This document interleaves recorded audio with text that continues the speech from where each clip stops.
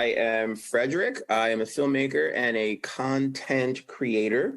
You may know me from such things as the award-winning documentary Counter History's Rock Hill, which you can view on the Amazon platform, and also as the Emmy Award-winning filmmaker for the PBS series If Cities Could Dance, hiding an urban dance scene in Atlanta called J Setting. Frederick, welcome to the Make It podcast. My pleasure. The pleasure is all mine. This is a long time coming. We met each other at a lovely party at Five Stone Studios a year ago. Yeah, so it was an interesting party. You were one of the other people of distinction in the room. I naturally gravitated towards you, and I was like, I do want to meet him and talk to him. I just don't want it to be awkward. But yes, you were seen, you were noticed, and you were dressed well.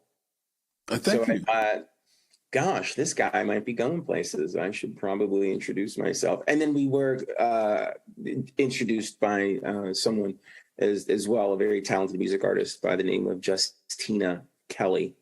Yeah, she is talented. Shout out to Justina Kelly and her sister, Sarah Jean. Sarah's on the road. Justina is got a deal in France. She's in Europe a lot.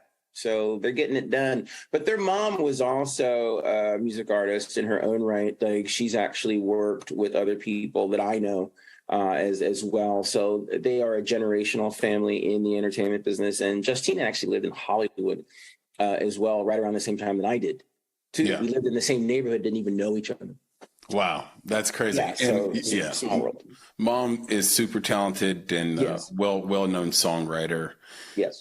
So it is interesting. Everybody wants to start a business and sort of pass it down. It's really hard to pass down your musical talent or your filmmaking talent, but they figured it out. Acting talent. Acting talent. Yeah, exactly. I do want to give this audience a deeper sense of who you are. So I'm going to read from a short bio, and you can feel free to hop in at the end and say all of that is incorrect or some of it is. Fr3dR1ck Taylor, founder of Tomorrow Pictures, is a creative entrepreneur, filmmaker, and culture consultant with a passion for documenting amazing stories and sharing them through digital media. His work and travels have taken him around the world, telling stories about people, the challenges they face, and the inspiring solutions they offer. The adventure into content creation started with a film education at Temple University's highly regarded documentary filmmaking program, followed by a graduate degree in communications from Georgia State. While teaching at the Atlanta College of Art and Clark Atlanta University, Frederick took the leap into hip-hop music, videos, I don't know why I paused right there, hip-hop music videos, and TV content for legends like Russell Simmons, Outkast, and directed a one-hit wonder called Da Dip that, did I pronounce that right? Da Dip? Da Dip. Yeah, I'm going to have to check that out. That had 15 minutes of fame on MTV and was nominated for awards for its visuals and creative style. His civil rights documentary, Counter History's Rock Hill, screened at Cannes Film Market and has aired nationally on PBS and was featured on Magic Johnson's television network, Aspire, as a part of the American Black Film Festival series. It continues to win Best Documentary and Audience Awards in film festivals around the world. Other documentary work includes After the Fall, HIV Grows Up, directed and shot on location in Romania and featuring young people who survived the pediatric AIDS epidemic. Other films include Boxing Chicks, Women Boxers, the story of a transgender tween coming of age in Los Angeles. As an artist, Frederick builds experiences and installations with his photography, video, and sound design. Frederick serves on the board for the Buckhead Club, is a guest lecturer at the University of Southern California, and is regularly invited to speak on panels, at festivals, at conferences, and universities. So you're super accomplished, obviously.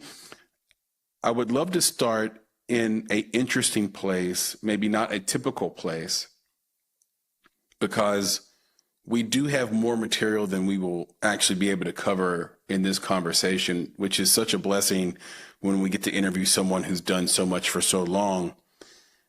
I'd love to start in Kenya. Can you tell us the story of when a village elder whispered in your ear in Kenya? You're good. You do your homework. I was working on a job. I was in Kenya. I was in Nairobi. More specific, I was in an informal settlement called Mukuru, Kujenga, which is about 10 miles outside of Nairobi. An informal settlement is basically a slum village. It's a nicer word for slum village.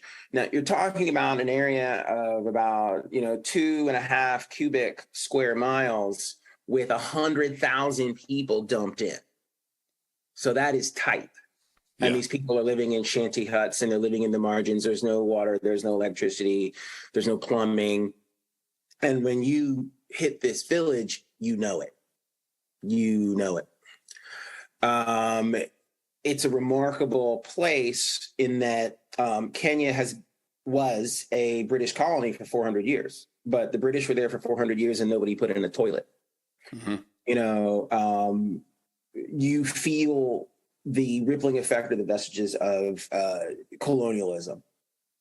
You become upset. There's no question about it. You feel something. Literally driving in from the airport in Nairobi to my hotel, which was on a plantation, by the way, very lovely, but on a plantation. I wept. I had never been to Africa before. I am of African descent. I have only heard, never known, never really experienced. And something came over me.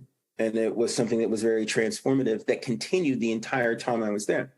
So spent a good bit of time there and started to discover all kinds of things. I was hanging out with one of the elders in the village. His name was Fr3dR1ck, and he kept giving me a hard time initially because I'm the American guy. You know what I mean? Like he's assuming I'm soft. I don't got much of a spine. I don't know what's up. And I'll never forget this. He's sitting there. We're on a break. And it was in one of the buildings there where the kids come to do their art and hang out and stuff like a clubhouse almost. And he's in there, he's eating collard green grits for lunch, right? And he's looking at me and he's going, "You Americans don't know nothing about this." I was like, come on, man. Really? That's all you got? That's it? You've been giving me a hard time this whole time, and you coming to me with collard greens and grits? Let me tell you something, man, okay? But collard greens and grits. So I'm glad to know that it's from here, from Africa, because I always wondered what the tradition comes from, why we in America. I don't think I knew that. I don't think I knew that until just this moment. It was fascinating. And so the relationship started to really change and evolve because he opened up and he's like, wow, this is one of my brothers from a lost tribe. I'm there trying to reconnect. And then I'm hanging out with a group of people and we're talking about the Buckhead bounce and how the Buckhead bounce is a true story. How it's very similar to some of the dances that they do in the villages as well. And that we're just the cheap ripoff version of African dance. And guess what? They're right. Yeah.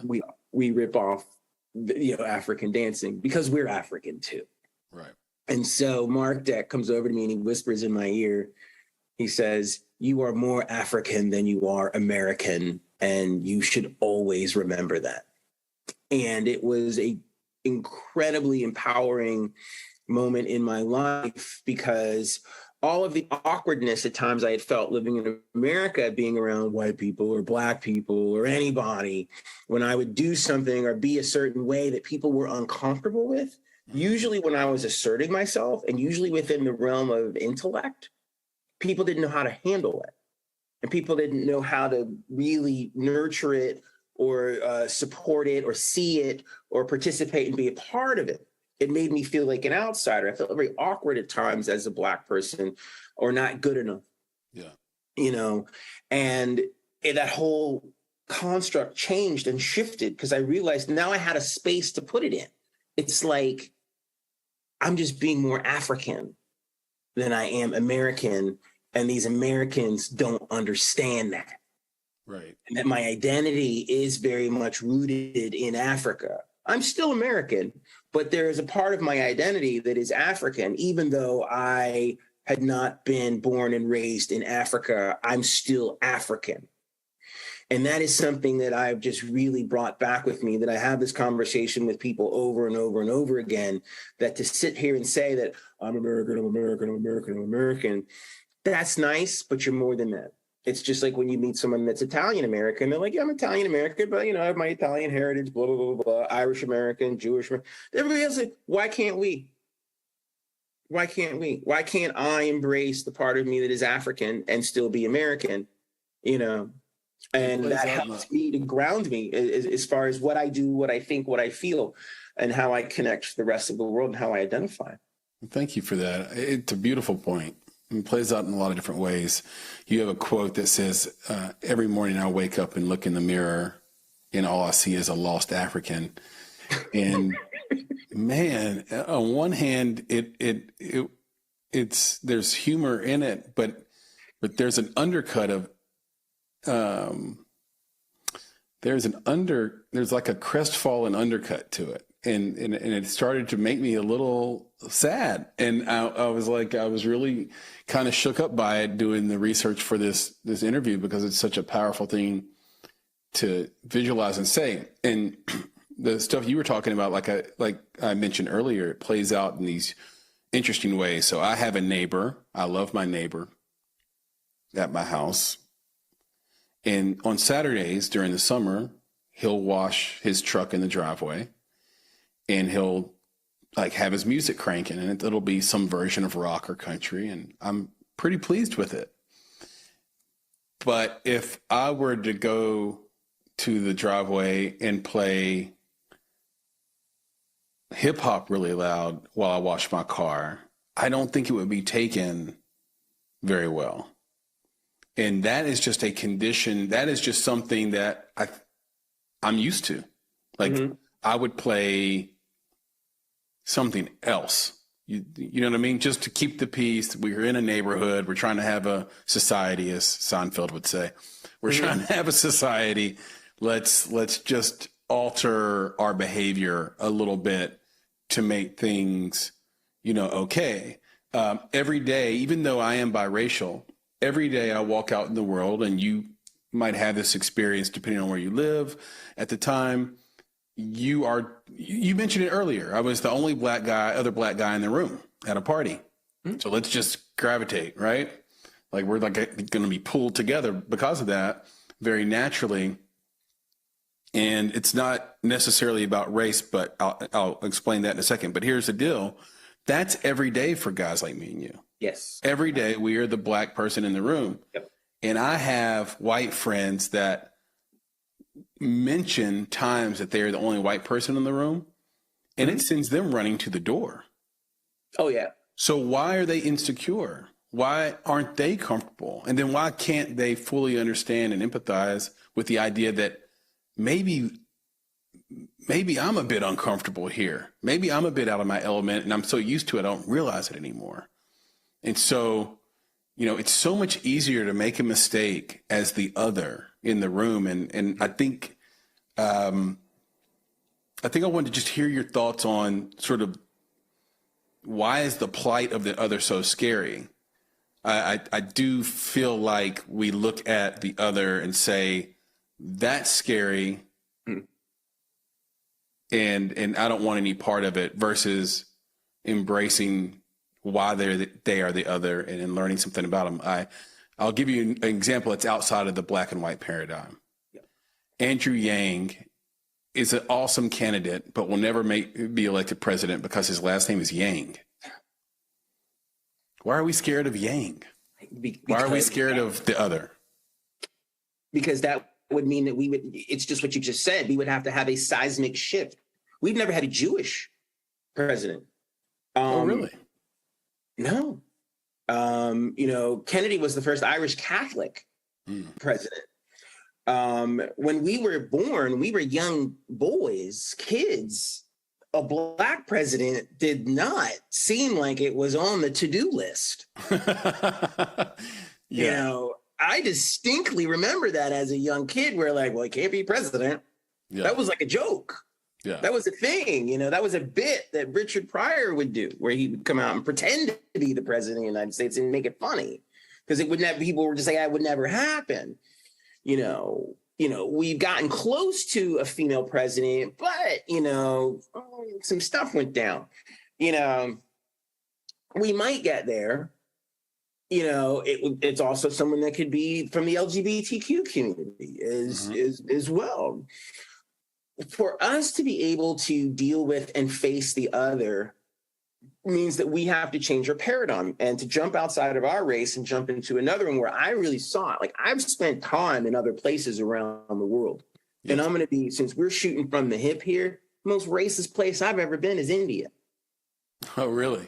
Oh, yeah. I mean, I'd never been on a whole country, continent, wherever. Everybody brown, everybody different shades of brown. You know what I mean? Everybody got a problem with everybody. I was like... Is it religion or is it race there? I think it's race. I think it's just pure and simple race. The lighter people are better than the darker people. And I don't know whether that's a manifestation of, 400 years of colonial rule, the British. I don't know. Or was it inherent in their culture? I don't have any idea, but it's a joke. Yeah. It's silly. It's embarrassing for them. I mean, I was literally in India. Light-skinned Indians would get out of the elevator if I was in it. I was like, these people are crazy. These people are crazy. Because it's funny, but not funny. It's funny, but not funny. But if the cops come and we're in America, they're going to tell them Indians to get on the ground too. Mm-hmm. Like there is no they don't get it. There's no special treatment. You don't get any more. I have never met a single Indian person in my life that is more advanced than me socially and economically and intellectually because they're Indian and I'm not. Right. It's not true. Right. They're in the same bucket. Yeah. But somehow some have gotten this idea that they're not. And of course, not all Indians are that way. And I have really great friends that are Indians and it's perfectly fine. And we talk about these issues all the time. But that was the first place I had ever been where I was like, wow. Do you think it's anthropological at all, where we want to tribe up and we want to be in our little village and that's where we find safety? Oh, yeah. Sure. Yeah. I've been in rooms with Asians, and the Chinese and the Japanese and the Koreans refer to themselves as fancy Asians. You know what they call the Thai, the Laotians, the Vietnamese, the Filipinos? You know what they call them? What do they call them? Jungle Asians. Mm-hmm. Okay. I was like, whoa, y'all crazy. Yeah. Y'all crazy. That reminds me of growing up. They go at it. And it's always the other. It's Catholics and Protestants in Ireland as well. Yes. It's Germans and French people still go at it. I have German friends who still make these nasty remarks about the French. Yeah. Yeah. And they're perfectly comfortable doing it. I got friends from Paraguay who hate Mexicans. That's crazy. I got Cuban friends who used to they would call me the white black guy. I've been called that a few times. You're Cuban. The only reason you're still standing on your feet in front of me is because you're Cuban. Yeah. That's it. Right. You know what I mean? Because again, Jamaicans and Haitians. Jamaicans and Haitians, Dominicans, it just goes on and on and on. I'm sure that, the people at the North Pole hate the people at the South Pole. I don't know. That's just how we roll. That is a part of our species. It's incredibly unsophisticated. It's incredibly antiquated, and it is completely unnecessary moving forward as a force of humanity. We all need to survive. We all need to come together. When we were walking out of caves If everybody had been like, oh, well, I don't like person down the street. I don't like person in the cave around the corner. I'm not doing this like hunting and gathering village thing. I'm not building huts with these people. I'm going back to my cave. Yeah. It's one of the most brilliant scenes in Django Unchained that I relate to. Yeah.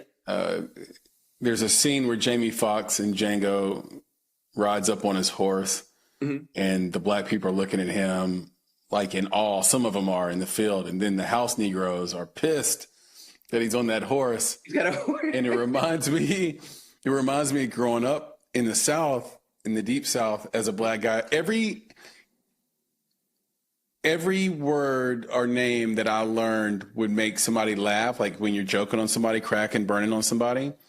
They were all like racist, like self-hate terms. Oh, where if you could make somebody feel like a field Negro and you were the Negro on the horse, then you would win that little battle. You would win the argument. But it wasn't. But it was all really personal attacks up to a certain point, and words that you were definitely taught generationally from white people that were being racist. Oh yeah.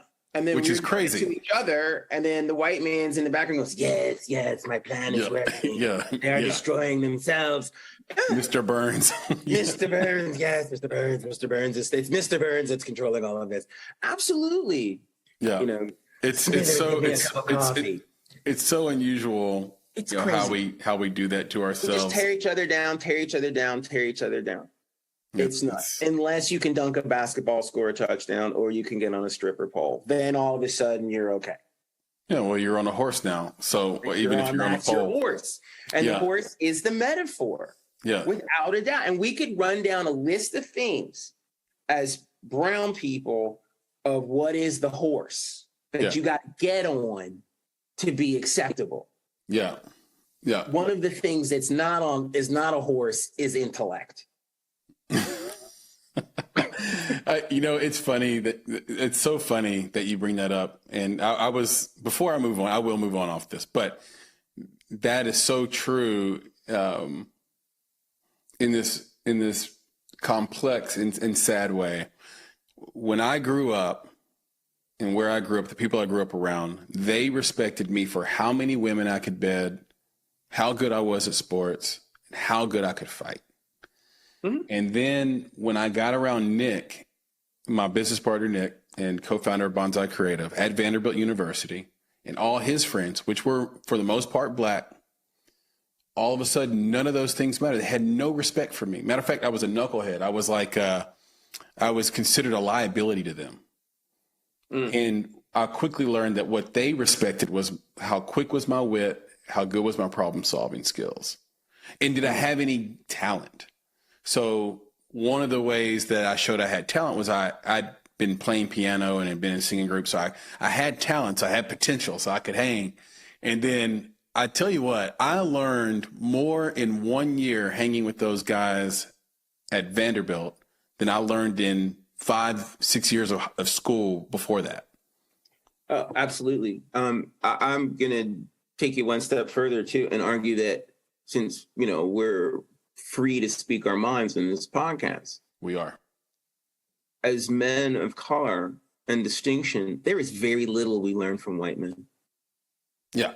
In the system that we can take with us for the rest of our lives.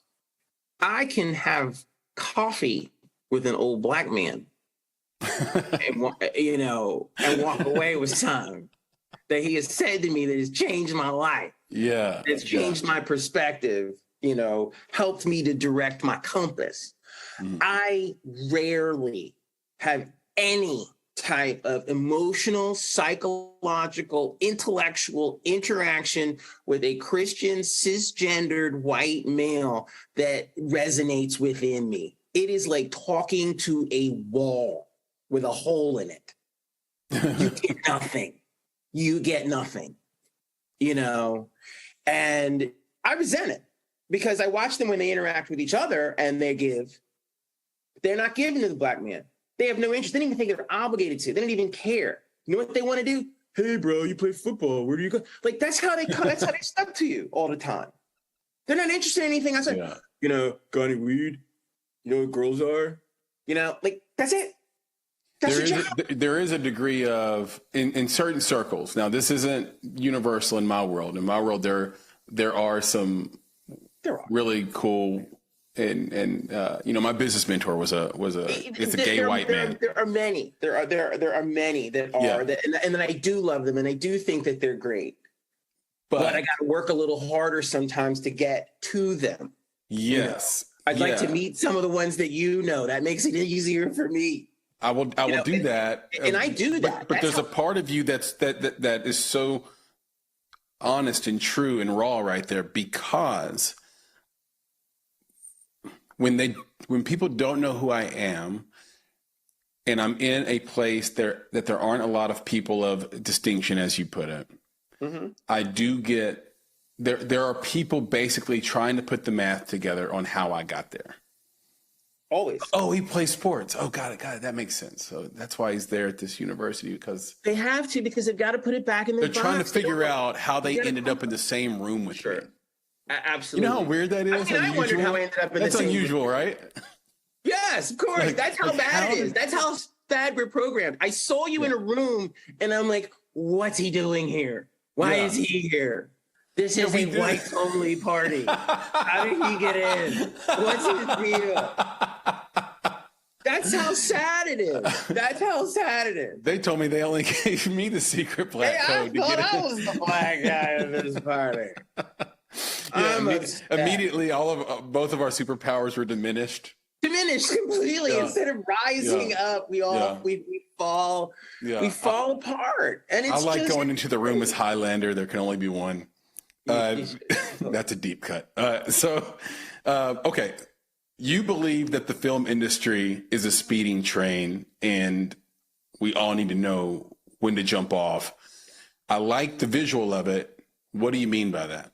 It's like the Defiant Ones with Sidney Poitier and Tony Curtis, to go back in time, and they're handcuffed together, and it's a speeding train, and they're trying to get away, and they've got to jump off the train. And they're handcuffed together, so they're forced to jump off together.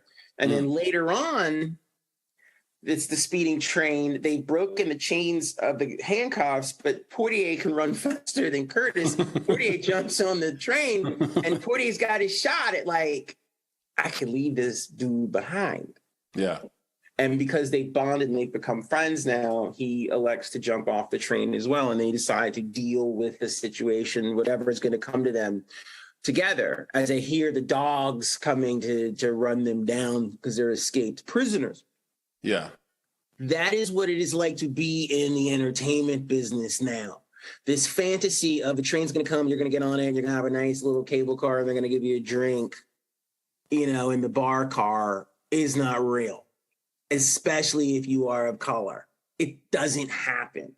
You're there to get on this train, be on there as long as you need, and then you got to jump off because that train's not going where you need it to go. You got to find another train, or that train's going to derail. And that's the thing that people don't think enough about with Black artists. And that's one of the things that has been huge in our lifetime that was not there in our parents and our grandparents and our great-grandparents. These people of color come and go, man, like the wind, man. They become significant and insignificant in seconds. Yeah. I would have never thought by the year 2022 that Outkast is not still killing it. Yeah. I'm blown away by that. Kim's gone. I'm not a fan of Little Kim, but all these people are gone. But she's even like Nicki Minaj is like is a punchline. She's teetering on the edge of insignificance. Exactly. And how is it that they dispose of these Black artists so quickly? It might be that these artists are doing disposable art. Some of them. Exactly. Yeah. I mean, but Outkast does not fit into that, though. Yeah, and with Outkast, I don't know why. And there are other artists that don't fit into that realm that are doing incredible art, continue to do incredible art, but they can't find a market. They can't break through. They can't find a market. India RE is probably the greatest example of that. Like you're just like, this doesn't make any sense. Yeah. But then it's like, oh wait, she's dark skinned and she looks like an African. Right. She's not, acceptable enough. Yeah. For them. Yeah. You know, so it's troubling. Yeah. And that's why, like, you know, as great as I think Lizzo is, I'm concerned moving forward because they keep giving her all these awards. And now it's like, okay, are you going to dissipate and shrink as well? You're not going to be as interesting anymore. They're going to find somebody else. My concern with Lizzo is that half the people are, and rightfully so, focused on her musicianship and songwriting skills, right. And the other vocal half, which is disconcerting, is solely focused on her confidence as a large woman. Right. And they're saying, they're intimating, you need to stop being fat and confident, because it sends a bad message that fat is okay. And I look at that and say, maybe, but what's the alternative? That she's like on suicide watch because she feels so bad about herself? Like, if we can just focus on her artwork, They can't. They make the other white girls who were fat. She'll be around. I don't know. Yeah, I don't know. It's going to be it's going to be interesting how that all plays out. You know, Missy Elliott was a plus size woman for a long time, and now she's not. Yeah. You know, and some of that's for health reasons, obviously, and for Lizzo, the health thing might come into play as well. You know, Latifah has been able to not sexualize. Latifah's the one, yeah. She's kept her relevance throughout. But she's horrid. She's Jersey, man. Like she just has she came out of a different era. I mean, when Latifah was dropping her albums back in the day, that was significant. Yeah, you know, of someone who was doing woke rap and a woman and unafraid. You know, there weren't a lot of female rappers there that were breaking through on the top. Like and then we went into that like hookerish apologetic era of female rappers, and that's kind of stuck and everything else. Which is a shame. Yeah, I still say like Sampa the Great and Rhapsody. Yeah. Exactly. Those are great artists and alternatives to Cardi B and Nicki Minaj and Megan Thee Stallion. There's so much black art that falls through the cracks that nobody knows anything about, and white people only like the stuff that is black, that is totally marketed to them. They don't like to dig. They don't like to dig. They don't like to go look for it. They'll go look hard for some crappy rock group, but they won't look hard for a black artist. They won't even go deep cut with old soul music. You know, which is crazy, because I'll say like, oh, have you ever listened to any of, you know, Aretha Franklin's gospel stuff? And I'm like, no, I just love respect, you know, and like, they don't do it, but then they know every Beatles tune, everything ever recorded, like Paul McCartney farted in 1967, Dylan, whatever. They go hard, they go deep. Yeah. You know, and it was like I was working on this project. I interviewed for a project to be a producer on a BBC project about Little Richard. Yeah. And I didn't get the job. You know why I didn't get the job? Because I'm black and I know what I'm doing. That's why I didn't get the job. And I hope they see this. I literally hope they see this. And they know who they are, and they know what they are as well. Because I came in, I was completely and totally overqualified. And I came in and I did the interview as a way of saying, hey, I can be a shepherd that can get you deeper into the universe of Little Richard with the music and the connections and all this other stuff. Yeah, he was phenomenal. Nah, that's okay. We're going to go get somebody that's going to carry our water to do this project. Yeah. Okay, fine. But like, if I see you in a street alley, we gonna fight, you know? So that's how, and they're BBC. Yeah. They're BBC. And so that broke my fantasy about like, oh, Europeans are more sophisticated and they don't see color as much. That's horse bleep as well. Yes. In fact, I think in certain instances, they see it more. And they have even a greater sensibility about the racial caste system. Sensibility is the perfect word. And exactly. Yeah. And they feel like they're being sensible. Right. And they're colonials and they want to appropriate everything and stuff like that. Because I said things to them like, well, you know, Little Richard, you know, his real name is Richard Perryman, and Richard Perryman, the surname of Perryman is British, and he is of British descent. And there were a lot of British people that colonized the Southeast. And I think that would be an interesting one, because they were like, we don't understand why British people love him so much. And I'm like, because he's part British.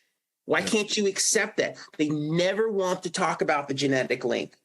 They never want to talk about the genetic link. It's like if you started parading yourself through Europe looking for your ancestry. Yeah, which I may do one day. And you should. With my dad. I think that that's really important, because I'll go with you and we'll probably find out we're cousins. So that's how messed up it is. That's how messed up it is. Which would be a great movie, by the way. Two black guys go to Europe to figure out that they're related. But that's interesting. I'm going to write that down. Exactly. And we need to do more films that are interesting and innovative, that are pushing this discourse. To circle back around what you said earlier about like DNA is rewriting our narratives. Because our narratives are being rewritten due to DNA, it is rewriting the discourse of art. Exactly. Music, culture, television, film, dance, all this other stuff. It's not about, it's more than just Black futurism. It's futurism as a whole. Yeah. Now, Black futurism is a big part of that. Black futurism is the springboard, the gateway that's blowing all of this open. Once again, the same way Blackness blew open the door with music 100 years ago, the same way Blackness blew open the door with rock and roll and what's cool 50 years ago, blew open the door with hip hop. We keep blowing the doors off things all the time. Obama blew the doors off of politics. Jackie Robinson blew the doors off of sports. We create and make this society sustainable. And to circle back around again, this is what they're afraid of. They don't want to deal with this intrinsic truth that because they murdered all of the natives and then they made us, clean up their mess for hundreds of years. We are the true Americans. We are the arbiters of their culture. We own it. We're renting it to them. They're not that special. They're kind of lazy and they're kind of cowards. Yeah. Who goes in and murders millions of people who are native to a land and then says everything that they do and think doesn't matter? They made like Indian medicine illegal until the 1950s. It was legal to kill Native Americans until the Civil War. They name all this stuff after them all the time. Rivers, buildings, streets, all this other stuff. Yeah, states. It's crazy. It's like I come over to your house, whip your ass, kick you out, and I call it the Barclay Center. And I live there now. This stuff's crazy. And then they expect us not to talk about it. And they expect us to not want to teach it to our kids and teach it to their kids so we can change this, so we don't repeat this again. There is this idea of this again. There is this idea that it's being repeated now in the new Plantation is social media, because the algorithmic scientists have figured out that it's better for social media networks to over-index Black content. Oh, yeah. Totally. Well, because we're over-indexed, but we don't get the benefit of the over-indexing. So we're building these social media networks. They're using us as the guinea pigs. We are the people that are the first adopters to everything. Whether you're talking about transistor radios, boom boxes, Walkmans, dancing, clothes, zoot suits, break dancing. We created, we invented jazz, blues, rock and roll. If you create something that is Black and it succeeds in the Black community, it has an 80% chance of succeeding in the white community. It bleeds over every single time. Yeah. If we came up with this idea, we're incredible culture builders. A phenomenal cultural builders. The greatest cultural builders in this past 200, 300, 400 years, easily. We constantly keep setting the pace, setting the tone. We create the debate all the time, Yes. And it's fascinating, but people just don't want us to have credit for it. That's why Colin Kaepernick can't have a job. It's stupid. It's stupid why he doesn't have a job. Why doesn't he have a job? Because they don't want to admit that blacks are powerful and that blacks can be right. You know, they gave Deshaun Watson another job, another swing at it. He's making, he's going to make a bunch of people a bunch of money. The crimes aren't even close. If we're going to criminalize Colin Kaepernick. Colin Kaepernick didn't commit a crime, and neither did. But he's biracial too. Yeah. And he got the black person beat down special. Yeah. I have never seen a biracial person dragged like him. It's business. It's crazy. It's business as usual. They'll smoke you. I looked at it like this. Here is a guy who, although he went to a Super Bowl, was not considered a top 15 or top 10 quarterback. You combine that with this love affair that the NFL has with the military, and the constant conflation of what military and football teams. And then you have a guy who's kneeling. So how do you deal with that? I mean, the amount of pressure that the NFL must have felt from the U.S. military and the taxpayer dollars that get funneled to the NFL through the military, through that marketing campaign. And you've got a player kneeling. Like, you know, the first Colin Kaepernick was Chris Jackson. Oh, yeah. Well, played for the Denver Nuggets, Mahmoud Abdul-Rauf. Yeah. And his career was torpedoed as well. But the reason no one cared as much is because the NBA doesn't have a partnership with the U.S. military. Right. So they were able to hide him. They didn't have to kick him out of the league. Let's just not highlight him. And, you know, the NBA is the other league anyway. Like it's like a players league. And that's also factors in. The NFL is an owners league.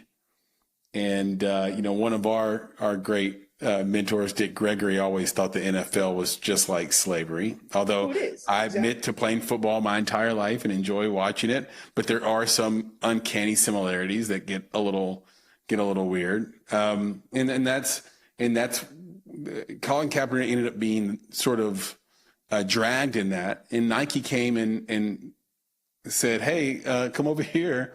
And I even questioned that to a degree.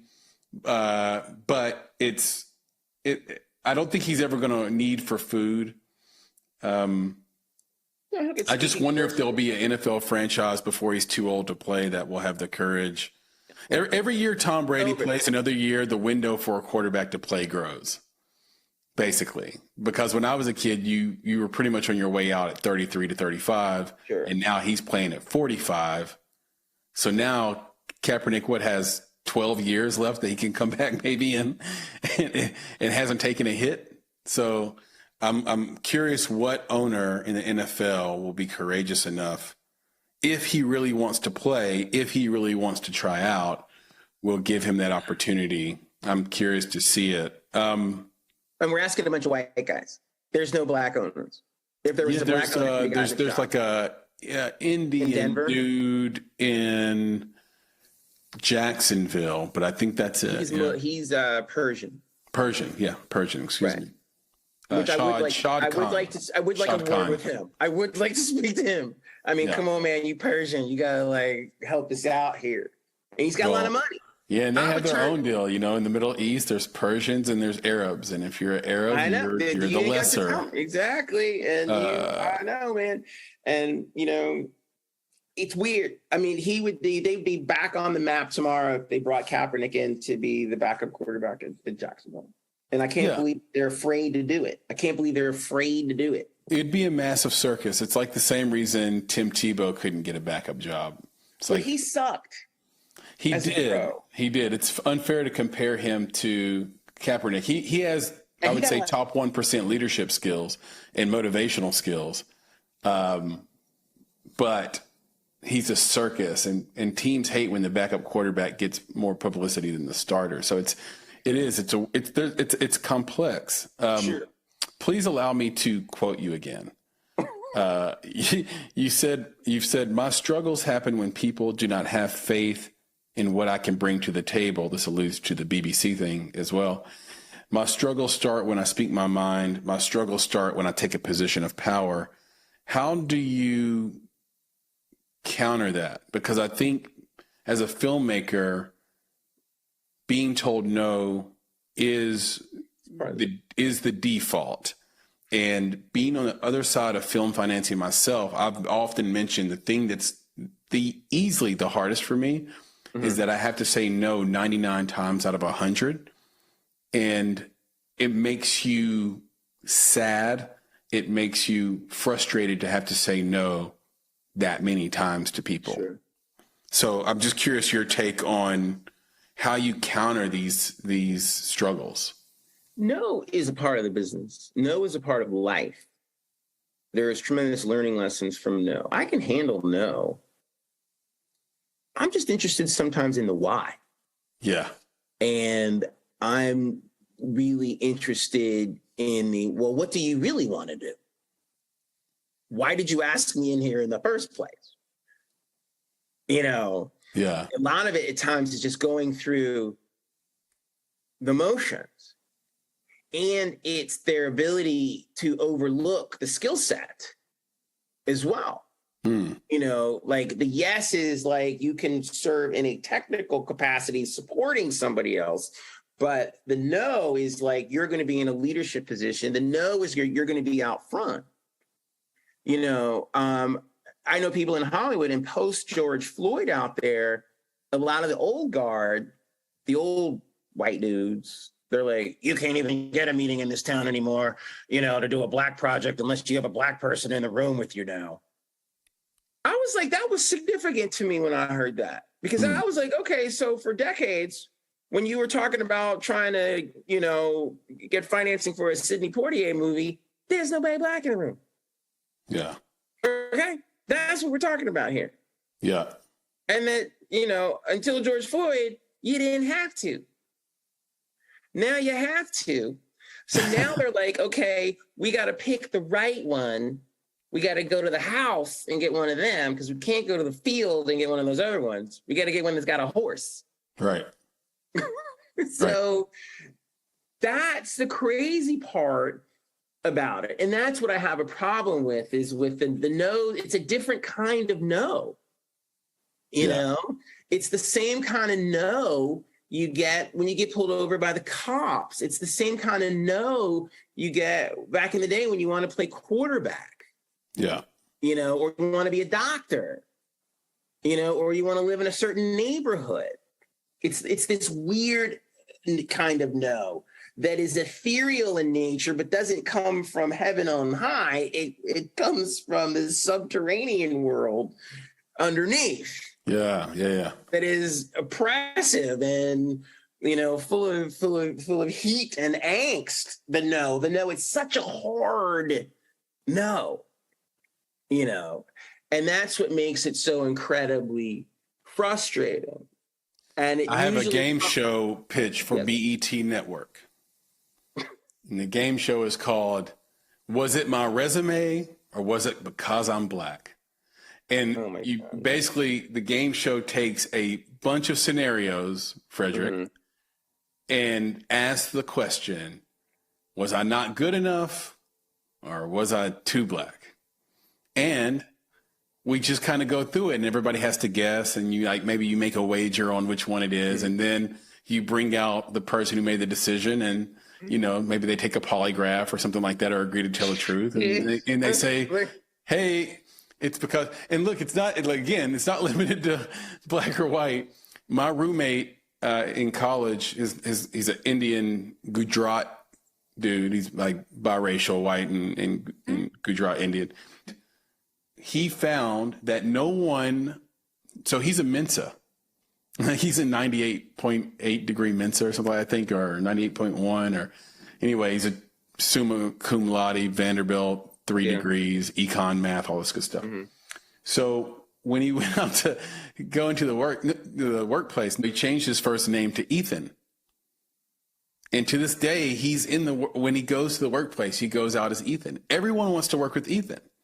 As long as you have a regular sort of, like you said, cis white name, like Ethan, great.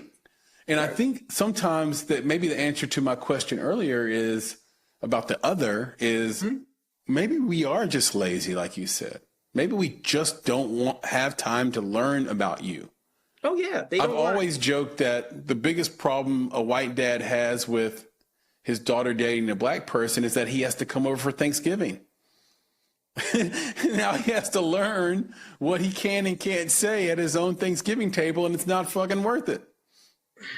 It's like hard. The people are lazy. That there's an inherent laziness about our society, but it's been there from the beginning. They got here with their funny hats on, their colonial pilgrimages or whatever they were, and they're like, these Indians, we got to get rid of them. No one said, let's try to work with them, talk to them, sit them down for a minute. Let's go to coffee with the natives and figure this out. Well, they did eat with them. They ate their maize. Allegedly. But that's what I'm saying. Like, they create this mythology about things. They create these lies. You know, this land is your land. This land is my land. Come on, man. The early settlers, I think, were willing to sort of cohabitate, but they needed the Indians. They were going to die. Exactly. Basically, they had no sense of that wilderness, no bearing on the land whatsoever. They were starving. None of their plans worked out. Their ships were wrecked. Exactly. They couldn't go back to England. And so that's where Thanksgiving started. And then when their fortifications came over, Frederick, then it was on. Exactly. Yeah. They use that right now for us. That's their business model for everything. When we really need these darkies, we'll use them. You know? But then when we don't need them anymore, you know, we're going to look the other way. That's the move. That's the move. It seems to be. I'd love to take a pivot and go to, we'll pivot left or right here and talk about some of your docs. Absolutely. Because you haven't always been told no. No. And you've also been able to go out and just do your own thing, even during COVID. Your film, Counter Histories, Rock Hill, award-winning documentary, it talks about the sit-ins in South Carolina during the late 50s and early 60s. Nashville is famous for its own sit-ins. Can you tell me what was significant about the Rock Hill sit-ins? You probably could have chosen from a variety of sit-ins. Why Rock Hill? Yeah, I mean, there was the choice was Nashville, the choice was Baltimore. There were many other places that had these counter sit-ins. Greenville, Greensboro, and like I said, as high as Baltimore as well, going up the northeastern seaboard as well. Rock Hill was a unique set of circumstances because it was about young people coming together, and in particular, young Black men. Okay. And I am very interested in the journey and the diaspora of Black men. It's what I know. You know, I'm a Black man. Right. And I like the dynamic or the energy of when Black men get together and decide to do something about something and change it. We have been living in a world where Black men are ridiculed, put down, and marginalized, and separated from Black women. Like, when you look at the industry the way it is now, it's like Black women are doing their thing in the film industry with very little discussion about Black men. And with all due respect to Black female filmmakers, and many of them I think are extraordinary. And I've worked with many of them. And even more, I'm friends with and comrades with. Regina King comes to mind. Yes. When it comes to their portrayal of Black men, sometimes I have some questions. Fair enough. Black men do it to them too. And there's this private holy war that goes on between the Black filmmaker that's male and the Black filmmaker that's female. And that's before we get even into the Black filmmaker that's LGBTQ or trans or whatever.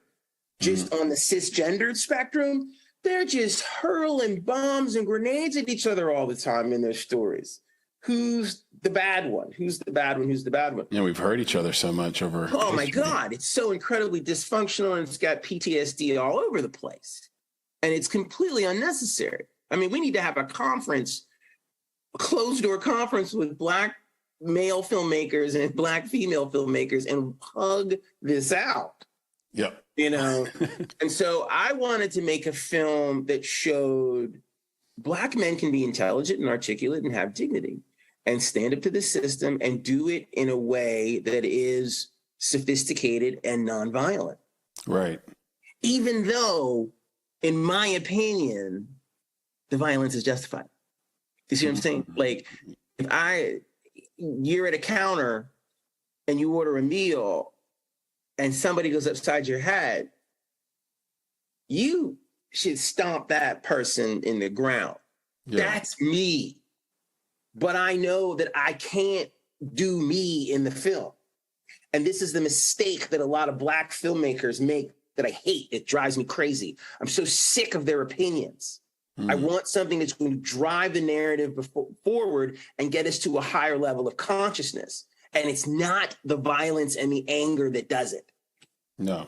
It is the love and the understanding and the intellect that do that.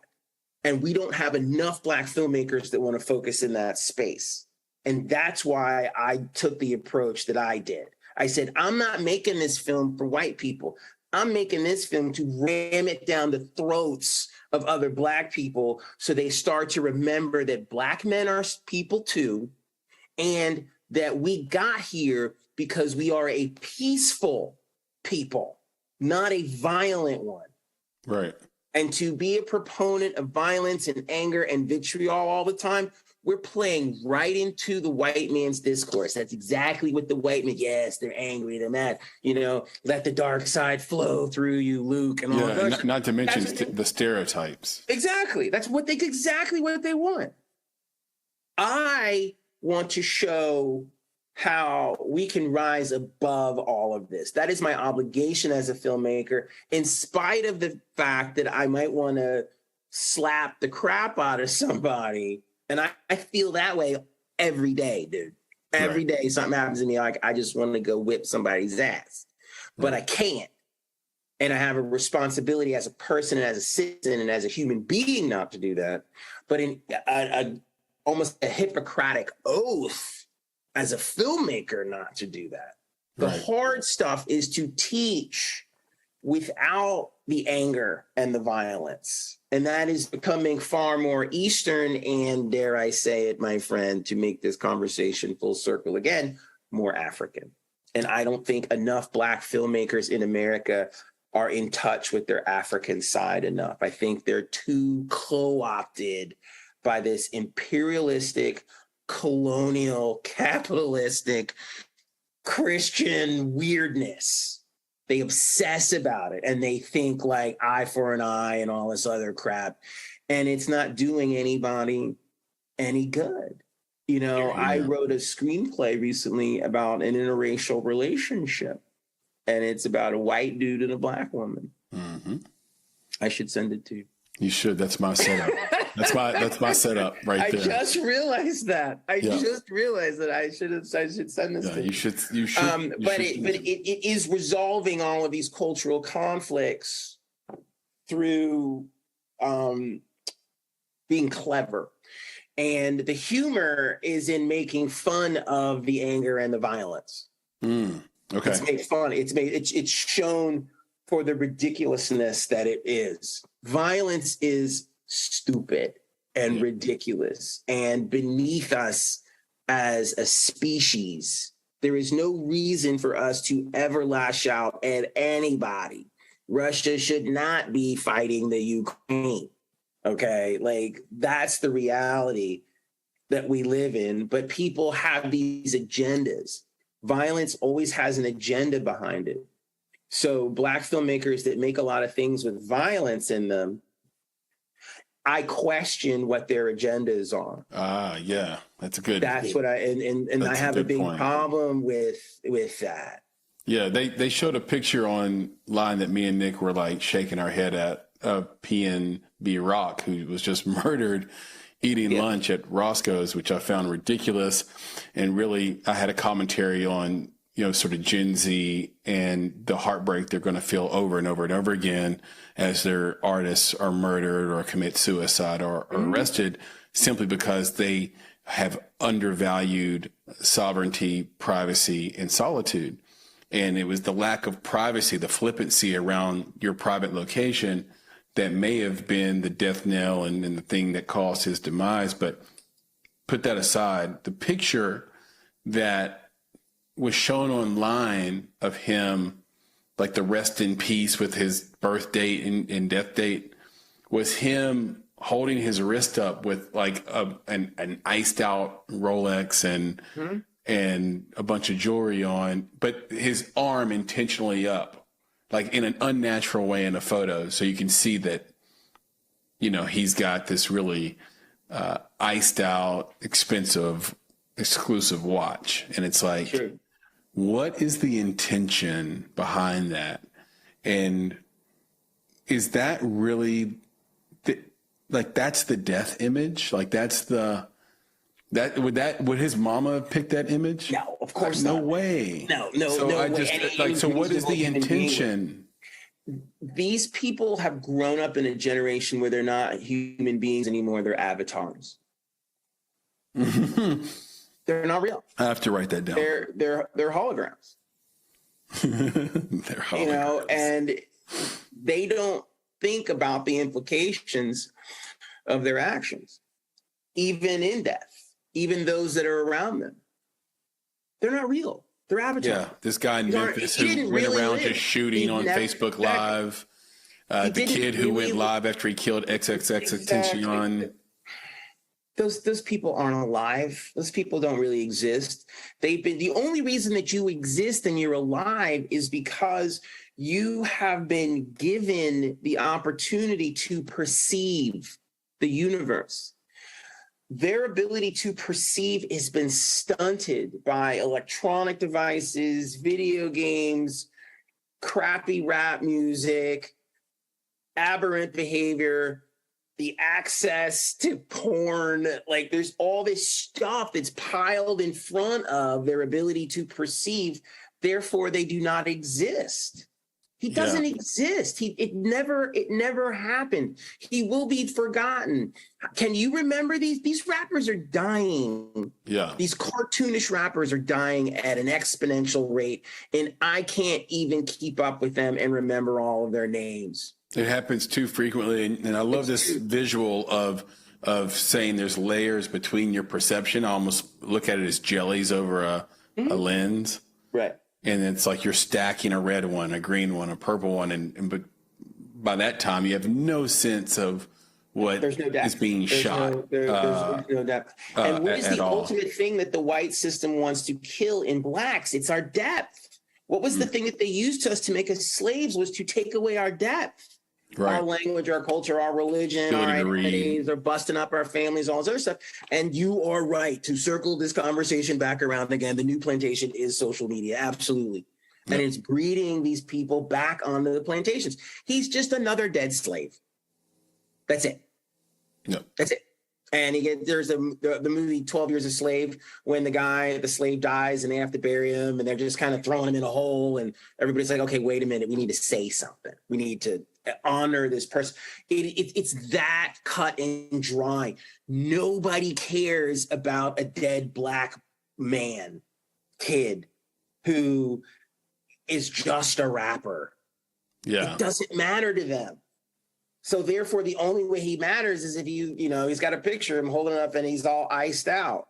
Yeah. And meanwhile, it was social media that very well could have got him killed. His girlfriend posted a picture of her waffles and chicken and the location. Exactly. On her story. And then he was dead 15 minutes later. They're not real. They're not logical human beings. You and I, if we were in his posse, we'd be like, yo, man, don't be posting nothing. Yeah, you're like Because sitting in we LA. understand how the world works. They don't understand how the world works. Yeah, exactly. There's a lot of things I was taught, like foundationally from my mom, that are considered ridiculous and antiquated now. Like, they're not. You never talk about your money, for example. Well, I was just in a board meeting the other day, and they were talking about how this generation does share their salary. Absolutely. And their money with one another. Because they're not real. They're not real people. They're performative. My intellectual friends hate that word, performative. Yeah, well, performative too. In the podcasting game, one of the things that people either love or hate is this thing called brocal fry. Have you heard of brocal fry?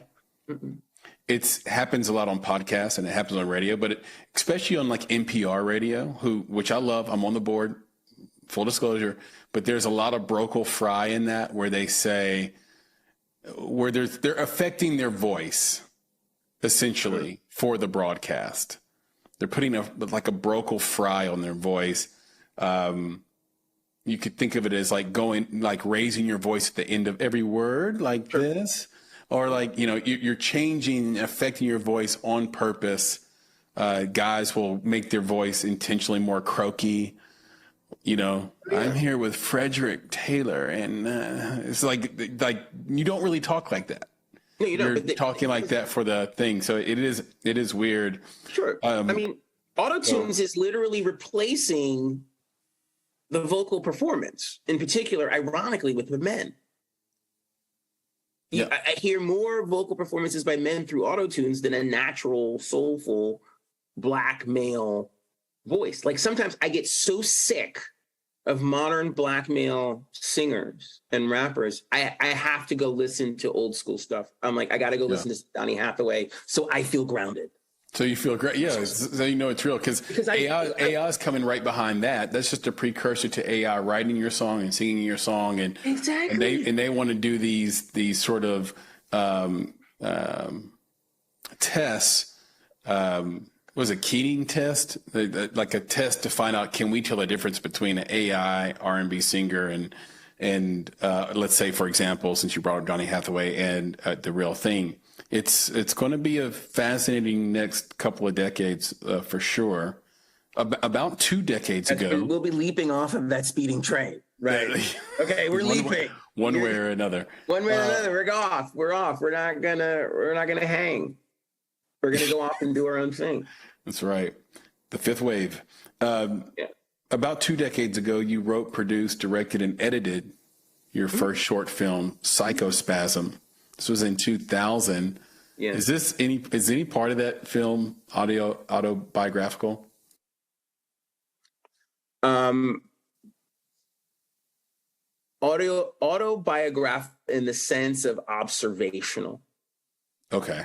What that short film does is that it is the precursor in predicting the emergence of the Black Atlanta-based filmmaker. Mm-hmm. So if there's anything that's autobiographical about it, that's specific to me, it's not the main character who's the director, it's the DP shooting it. Got it. Okay. That's probably the closest representation of me. Is there a lot of places you can see this? Or is there just... It's so funny because it's just, it's so... just on the website? It's just on the website. I should put it on YouTube. I should... I need to revisit it. That's for If you do that, then you won't release it. Exactly. It's terrifying. I mean, it literally, it predates the whole explosion of Atlanta filmmakers. It literally gives you a blueprint for who these people are.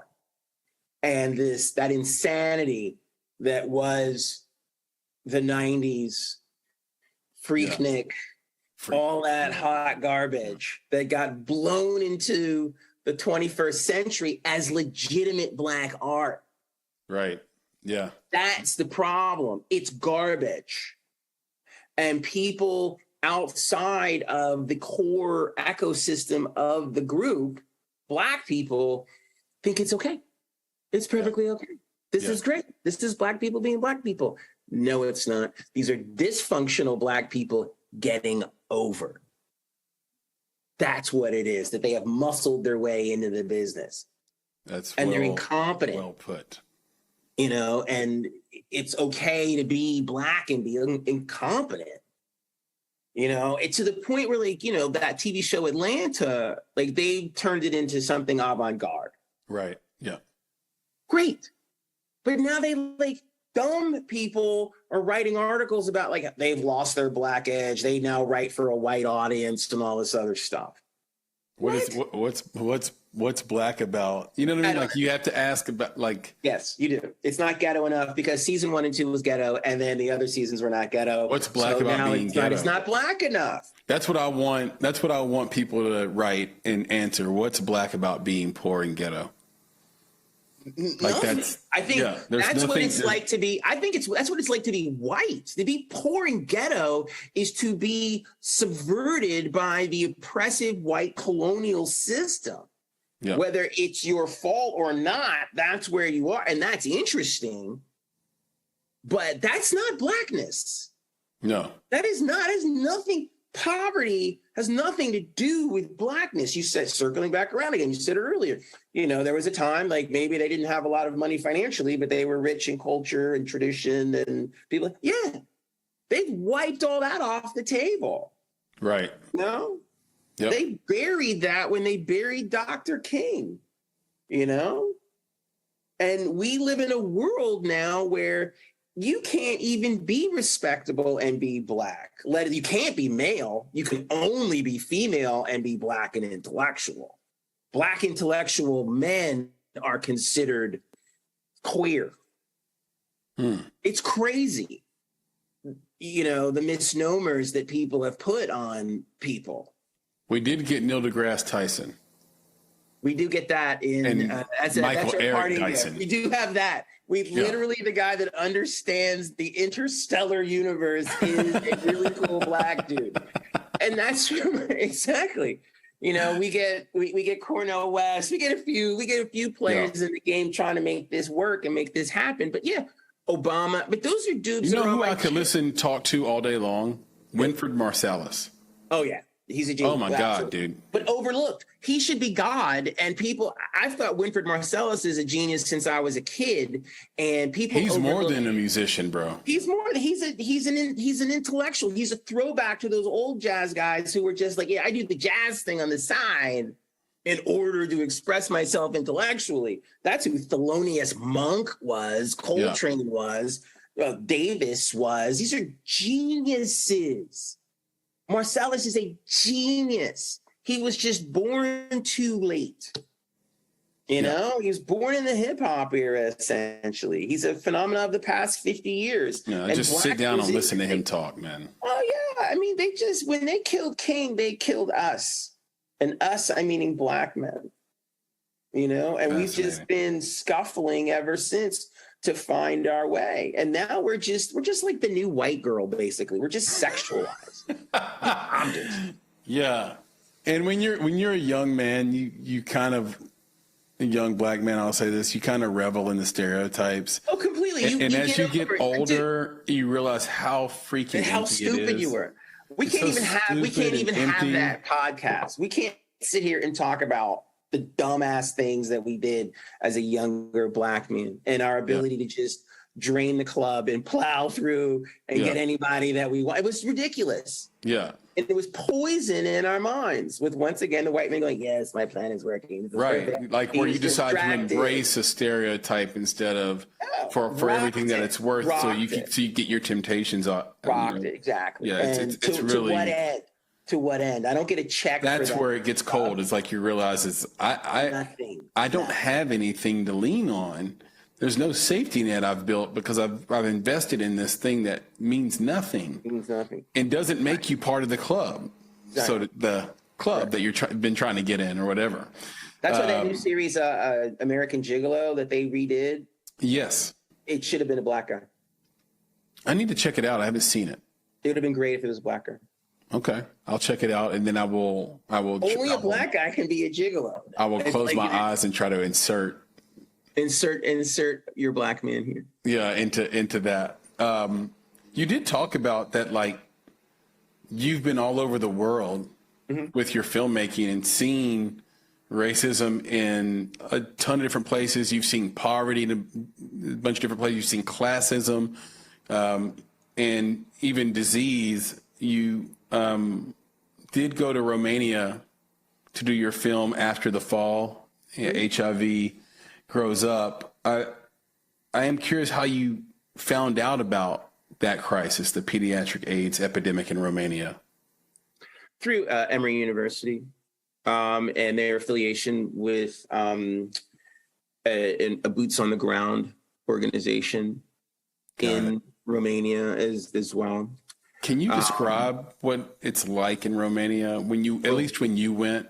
It is not anything you can imagine.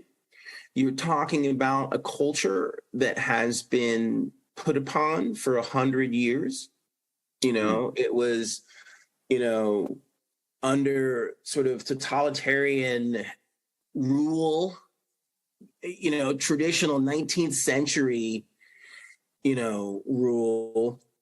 And then World War I, World War II, the Nazis, the communists, you know, Western Europe hates Eastern Europe, and they've just used it as a wedge between Russia and Europe. You know, and it's been a killing ground forever. And the number of people that have been abused, they have housing projects, they have crime, they have corrupt politicians, they have a very poorly run healthcare system in certain instances, in certain places. And if you asked me, would you rather live in a housing project in Bucharest, Romania, or the South Side of Chicago? I'm gonna pick South Side of Chicago. I would rather live in a housing project in America than live in a housing project in Eastern Europe. I feel safer. That's how unsafe that place can be at times. And the marginalization, you can always judge a country by the way it treats its women. Interesting. And that is the biggest learning lesson I had in traveling around the world. The places I went where the countries were on the rise, they're ascending, they seem really great. Things are pretty cool. They treat their women a lot better. And then the places were like, this place is crazy. I'm scared. They treat their women horribly. That is the great barometer. And that is what I have real serious concern for America now. And that when people say, when I get into the Roe v. Wade debate, I'm like, we are going backwards. And the mere fact that we are treating women or trying to treat women like property, right, is saying that we are not invested in America moving forward, and that we're going to go sideways. It's not going to end well. You cannot treat women poorly and expect to run a society that is respected and reputable. It's impossible. Can't do it. I feel like it's a distraction, and you know, please take this the right way. And those listening, take this the right way. I'm not saying the issue isn't insignificant. That's not what I mean by distraction. What I mean is why are all these men concerned with the sexual lives and reproductive lives of women they don't know? Like, why is that on the agenda instead of the economy, which is the government's, the protection of property rights and the protection of human rights is the government's sole job. Right. So, and then somebody will say, well, that baby's a human, but there is a hierarchy in place, right? And the hierarchy says that a person that grows in another person is by default sort of, for lack of a better term, lower on the hierarchical scale of priorities. And so the person that's growing inside that person is at the whim for that time being of the person carrying it. And so their easy answer is give people that freedom of choice. And the reason why I can confidently sit in that seat and sort of lean on that philosophy, lean on that principle, is because I grew up with mostly women, and no woman wants an abortion. It's a brutal procedure, and you will avoid it at all costs. So again, I go back to your question, Frederick, what is the agenda? So there's my little, I don't like to be political in this podcast, but it's, I usually let the guests handle that for me, but I will say that's kind of my thought process. What is the agenda behind this? Because I would like my tax dollars to go towards helping people stay safe, meaning from force of violence, let's say, sure, and being able to protect and own their property. Yeah, the agenda, because one, this is not a political issue, this is a humanitarian one, and a humanitarian one in a sense that, you know, we need to protect women and the interests of women, and we need to also protect the interests of society as well. The reason that people are obsessing about this, I believe, is because the unborn fetus is perceived as controllable. The born person slowly becomes uncontrollable unless they are gestating in an environment where they can be manipulated and where they don't know truth. And so, in my opinion, a lot of people that are for eradicating women having the right to controlling their reproductive capabilities is to, one, distract some of the things you've talked about earlier from other more important issues, because that is part of their agenda, is to not talk about other important things. It's to obsess about these things that keep this swirling discourse of theocracy going. There are people that believe that we should not be a democracy, we should be a theocracy. And there are people that believe that the only true religion is Christianity and Jesus Christ is their Lord and Savior, and that's it. Mm-hmm. And everything else is a sin. And they also believe that women are to be subverted to men. There are people that live in that particular space or thinking as well.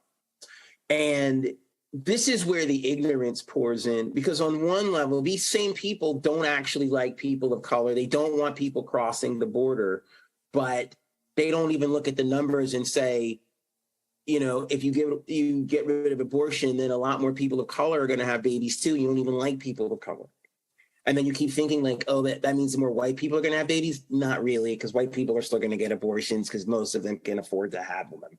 And then the people that can't afford to have them that are white are going to be really poor people, you know, and they're not going to be able to really impact anything in society. Well, that is something I read, if I can interject. That's sure. An important point. I want to earmark that.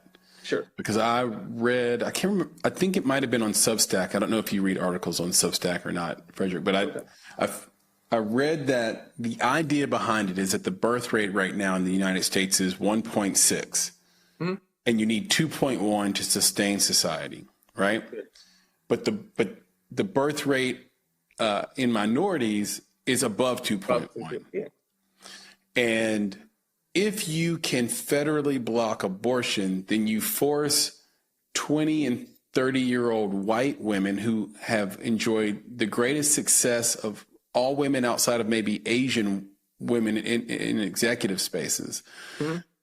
In the last 30 years, you mm-hmm. force them to have children, therefore keeping the population margins the way they are, where the country's 70% white. And so the whole game is a long play, a long con to ensure that white women start not only conceiving, which they've stopped doing, like sure. So there's a lot of like, I'm married with a dog and I'm never having a kid because I'm the breadwinner and I can't afford to stop and I'm choosing career over child.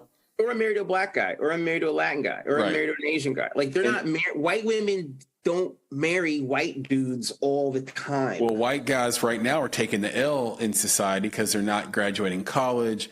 Those white collar jobs that paid $80,000 a year are going away and being replaced by robots. There's a lot of angst in that, and I get that. They're also incompetent. They're also incompetent, and they don't have the social skills to be able to navigate with all the other kinds of people, and especially women.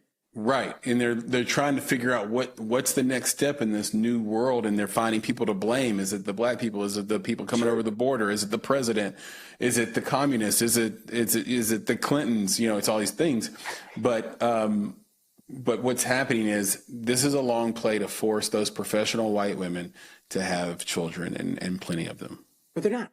That's what I read. Places. They have planes, trains, and automobiles. They have other ways and vehicles of being able to do things. There's a ton of women out there that are doctors. There's a ton of other doctors that are happy to help women. You can go to another country and get a divorce. The amount of but that's what the ideological part is about, Frederick. It's about saying, let's couple this new sort of, that's why you have some of these white politicians coming on saying, let's be Christian nationalists. So let's mix this theology, Frederick, with this new law. Exactly. And now you will be socially and sort of spiritually obligated to have these children. Exactly. And here's the weird part. It all falls down again. Here we go. Circling back again. Everything is black. Guess whose head it lands on? Clarence Thomas's. Yeah. Again, like every time we circle around, we start all this cultural crap. It lands back in blackness every single time. And guess what? Now we got a dude that is black that's kind of a jerk. And he's been a jerk for like 40 years. Anita Bryant said he was a jerk. No one believed it. But guess what? He's a jerk. His wife's a jerk. And they're just a couple. They're a jerk couple. Yeah. And he lives with that. A jerk couple. Exactly. And he just has all of these like super conservative, manipulative white people shining his ass to tell him he's doing the right thing. He's doing God's work. Yeah. And he's unbelievably insecure. I've never seen a more insecure black man in my life that has come from the ashes of the South to the highest of heights and doesn't have any sense of obligation for who he is and where he comes from and the greater good.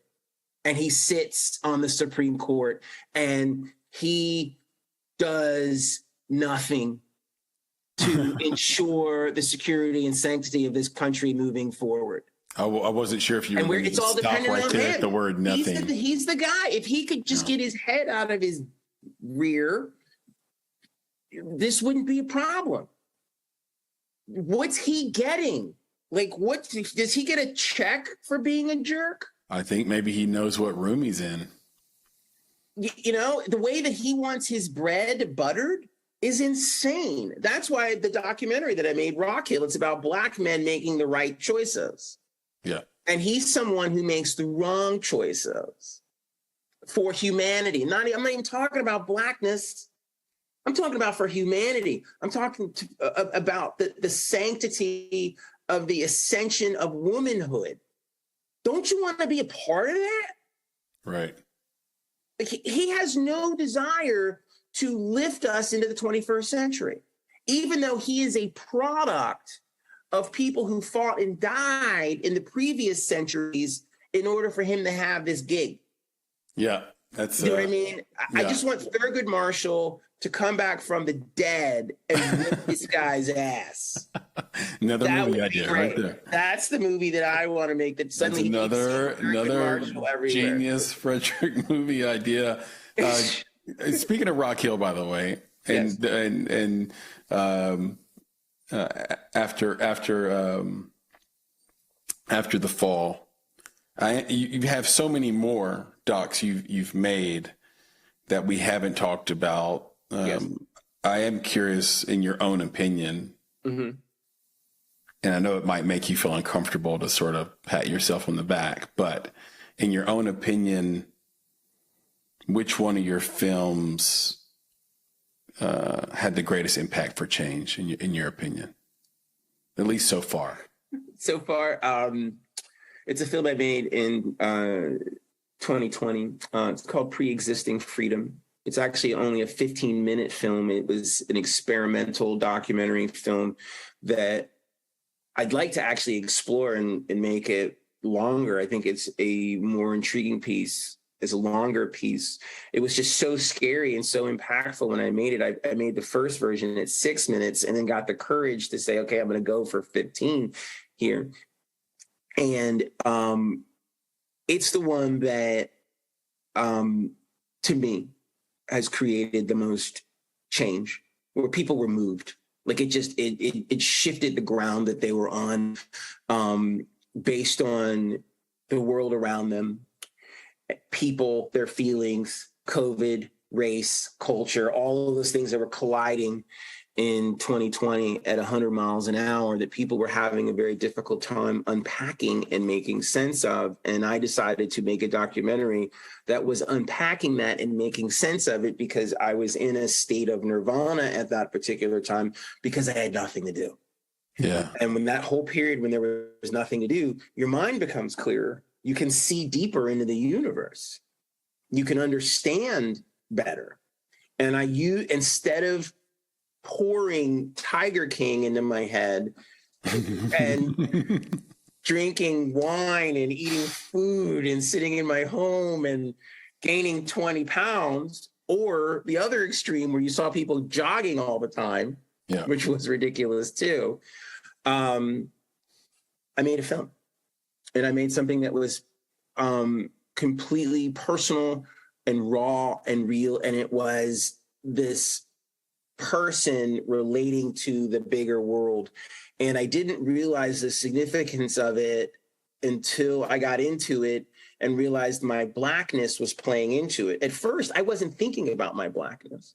Mm-hmm. And then I realized, like, wow, we don't get a chance to see Black people talk about how they feel about something important and significant beyond their troubles. Mm-hmm. It's always like Black people are talking about, my dad's in jail, my mom's on crack, living in the streets, I got shot, I'm with the president, whatever. All this, I can't eat, whatever, all this stuff that we've stereotyped as the Black experience. What happens when all those things are taken care of? The world has stopped, everybody's paying attention to the same thing, and now a Black person's going to comment on it. And what do they say? What do they think? And they're identifying as Black, and they're cool with it. And they have the ability to communicate across cultural lines. The most powerful thing for me as a person is that I'm dark-skinned and I can talk and I can speak in a way. It's disconcerting to people to listen to me talk sometimes. They don't even know how to handle it. And that's just the Black people before I even get into the white people. Right. You know what kind of person really likes the way I talk? Asians. Asian people really like, because I speak clearly and distinctly, and they love the way they want to talk like me. They're like, you talk so clearly. Yeah. You talk past your cultural accents into a space in English where people find you to be very palatable. And that's a very desirable space for many Asians, is to be taken seriously with how they speak. That's a great. And so Asians like the way that I talk, and I identify with them on an intellectual level. I agree with that. My brother-in-law is Laotian, and he still has his accent after 50 years, but I think he couches that thing you're talking about, Frederick, in humor. Right. And I think most people do that. It's not a Laotian thing. That's just a human thing. It's like let's couch our insecurities in humor. Let's couch it in violence. Let's couch it in, that's that whole thing where you come home from college as a Black person, and then your uncle sitting there, he's like, I can still whoop your ass. Oh, and yeah. And you're like, I'm always going to be hood. Thanks. I appreciate that. Right. And he's couching his insecurity about his intellect in his violence. Exactly. Like the thing he thinks he can still do. I find that endlessly fascinating. And I want to just speak to the power of film. Mm-hmm. And we're both in film because of how powerful it is. Imagine a 15-minute film that Right. can get across what it gets across in that period of time. And I always go back to a great filmmaker, Emil Gallardo, out of Los Angeles, who has a 1-minute short film that will move you. It's literally 1 minute long. And of course, he also has the film on HBO Max, 1, 2, 3, All Eyes on Me, that I've bragged on a lot of times. That everybody should watch that if they get the chance. Frederick, I'm going to take you down a didactic path here. Okay. Because this audience needs and wants to learn, obviously, from an Emmy-winning documentarian like yourself, multiple award-winning documentarian. So let's get into some of these more tactical tool methodology type questions. Sure. What is your approach to narrative on a documentary? Do you know the story arc in advance, or do you trust that one will emerge as you film? It's both. I always go in with a particular story arc or an idea or a predisposition or perception. I think that that's very important in sort of driving yourself forward. I'm a big fan of, one of my favorite explorers of all time is Magellan. Mm-hmm. And Magellan, unlike Columbus, Magellan was a real stickler for using the compass and mathematics and like really trying to figure out where the hell he was going, you know. Columbus was kind of winging it sometimes, you know, and then what it allowed Magellan to do was make adjustments when things would get a little wacky. Okay. You know, and it created an opportunity for him to discover things that Columbus never discovered. Like, you know, Magellan discovered the Magellan Straits at the bottom of South America. You know, Columbus was a clown and found his way to the Caribbean, was calling everybody an Indian. That's Columbus. You know, he was a meatball. And so this is, how hard is it to, as a filmmaker, not force your preconceived story arc into the story? To not manipulate it? It's going to come out, whether you think it is or it's not. Sometimes you can control it.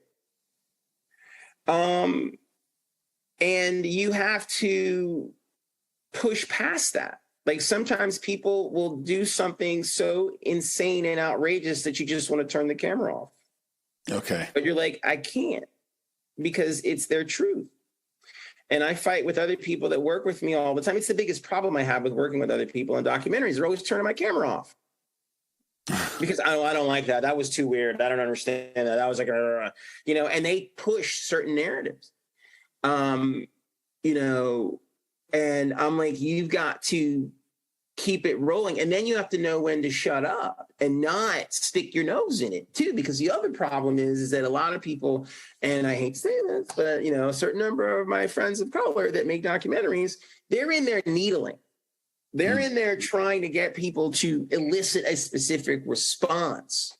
Like you can't walk up to a Klan member doing a documentary and go like, why are you a racist? You can't do that. You know what you do when you walk up to a Klan member that you're interviewing for a documentary? You go like, what'd you have for breakfast? See what I'm saying? Yeah, that's brilliant. Totally different. Totally different. That's my approach to filming people that are not in favor of me. You know, you have to break them down, and they break themselves down. You can't open anybody up. Like this fantasy that we have as documentary filmmakers sometimes, that I'm going to make the thing that's going to change the world. I'm going to make people see and understand, blah, blah, blah, blah. Not going to happen. People decide what they're going to decide when they're ready to decide it, you know. Now, interesting documentary. Like if you had interviewed some of the people that, you know, ran up on the Capitol building on January 6th, like before they had the idea they're going, and you're hanging out with them before they go, and then they do it in the day of, and you have all that footage, and now they're going to jail. And now you interview them for jail, and then you ask them about what they did 3 years ago. How you liking that? Yeah. Different perspective. Somebody that's like, oh yeah, COVID's not anything, blah, blah, blah. And then you go interview someone that survived being on a ventilator. And then like, oh, well, I got a different opinion. That's right. Be a devil. I like the methodology. Exactly. So I think that for me, I just try to stay aware when to ask the questions, when not to ask the probing question, when to ask the probing question, when to keep the camera on, and then of course when to turn it off. And like I've had problems with people of color. Like I'm out there, I'm shooting Black Lives Matter stuff, and then the old black man to march with King, the young brothers and sisters don't want to interview that guy. And I'm like, that's the guy I want to interview. I don't care about these new people. Right. They wanted to go interview the guy that was the Black Lives Matter guy that ended up embezzling all that money. Remember that guy? I have an interview with that guy. Not because I wanted it, but because the other people that I was working, that were, my crew, they were like, oh, we want to interview. This guy seems so cool. I was like, something? That's something I do don't like. Something. He's a little too charismatic. He's a little bit too on point. He's a little bit, too with the knowledge. I'm like, this guy's got he's polished. He's not going to give you what you want anyway. Exactly. It was all just, he was ready for it. And I'm like, that's not the guy I'm trying to interview. I love the idea of disarming someone with the question. Oh yeah. What did you have for breakfast? Exactly. You gotta come in there and what a way to disarm someone. That's amazing. Disarm them. I love that. You have to, and you got to be your best self. In certain instances, you can't dap them up. Sometimes you got to come in there and you got to be like super intellectual type or whatever. You got to read the room if you really want to get to the story. Because the one thing that is true about everybody wants to be on TV. Everybody wants to be on TV. So it is rare when someone says, no, turn the camera off, I'm not interested. Mm-hmm. Usually that person's, doing something illegal or something. Like there's just something else going on there. They're not interested in you shooting them. The only time I've ever been my experience too. Oh yeah. And only with environmental stuff have people just told me to get the bleep out of here. Yeah. Like those people are up to some shady stuff. There's people I grew up with that didn't want to be on film. And I thought to myself, that's the most dangerous person I know. Like everybody wanted to be part of this particular thing I'm talking about. And this one or these two people didn't. And I was like, they got something to hide. I knew what was up with them. I knew, but they were the serious ones. They weren't there for the clout. Mm-hmm. They were there for the blood and the money. And I was like, oh, godly. And they were the most calm people. They weren't like, they weren't like calm. They weren't like loose ends. They weren't like, so yeah, I think that's a great thumb or a great signal. Exactly. Cubans in Florida, conservative Cubans that are Republican, I found it difficult to interview them. Now, but then Cubans from Florida that are Republican that had emigrated to Atlanta, they'll talk. They'll run their mouths all day long. What's the difference? I don't know. Couldn't figure it out. Not quite sure like what the deal is. I think it has something to do with Miami and the fact that they got there from Cuba and never left Miami.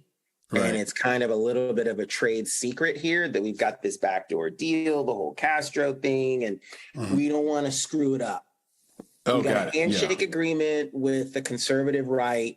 You protect our interests. We're not going to say anything bad about you. Mm-hmm. The ones that then eventually leave Miami, they go other places, they'll yap.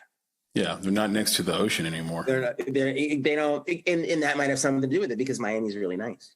That's right. So, you know what I mean? Like, they don't want to screw it up. Yeah, that's right. So, like I said, there's other agendas that are always behind these behaviors as to why people do things. And sometimes it's literally because they like living where they live. I'm sure people that live on the French Riviera. Or just access to being taken back is easier. I think it's, if you move from Miami to Kansas, it's a little bit harder to deport you. True. That's true. Yeah, there's that. No, you're harder to find. You can get deeper into the system. No, and I'm sure that might have something to do with it as well. But to your point, like everybody's got these weird agendas, and sometimes you're able to unearth those agendas, and other times you're never, ever, ever, ever going to find out the truth about it. and you might as well just leave them alone. It's not gonna happen. It's like when people, like, no one's made a documentary about, factions of organized crime. It's not gonna happen. It's just like people are always in Georgia. It's like, let's make a documentary about, the sex trafficking industry, and like 45,000 young women are moved around every year. You ain't making that documentary. It's not happening. You can make it, but the information you get might not be novel. It's going to be skewed, and you might not make it. Right.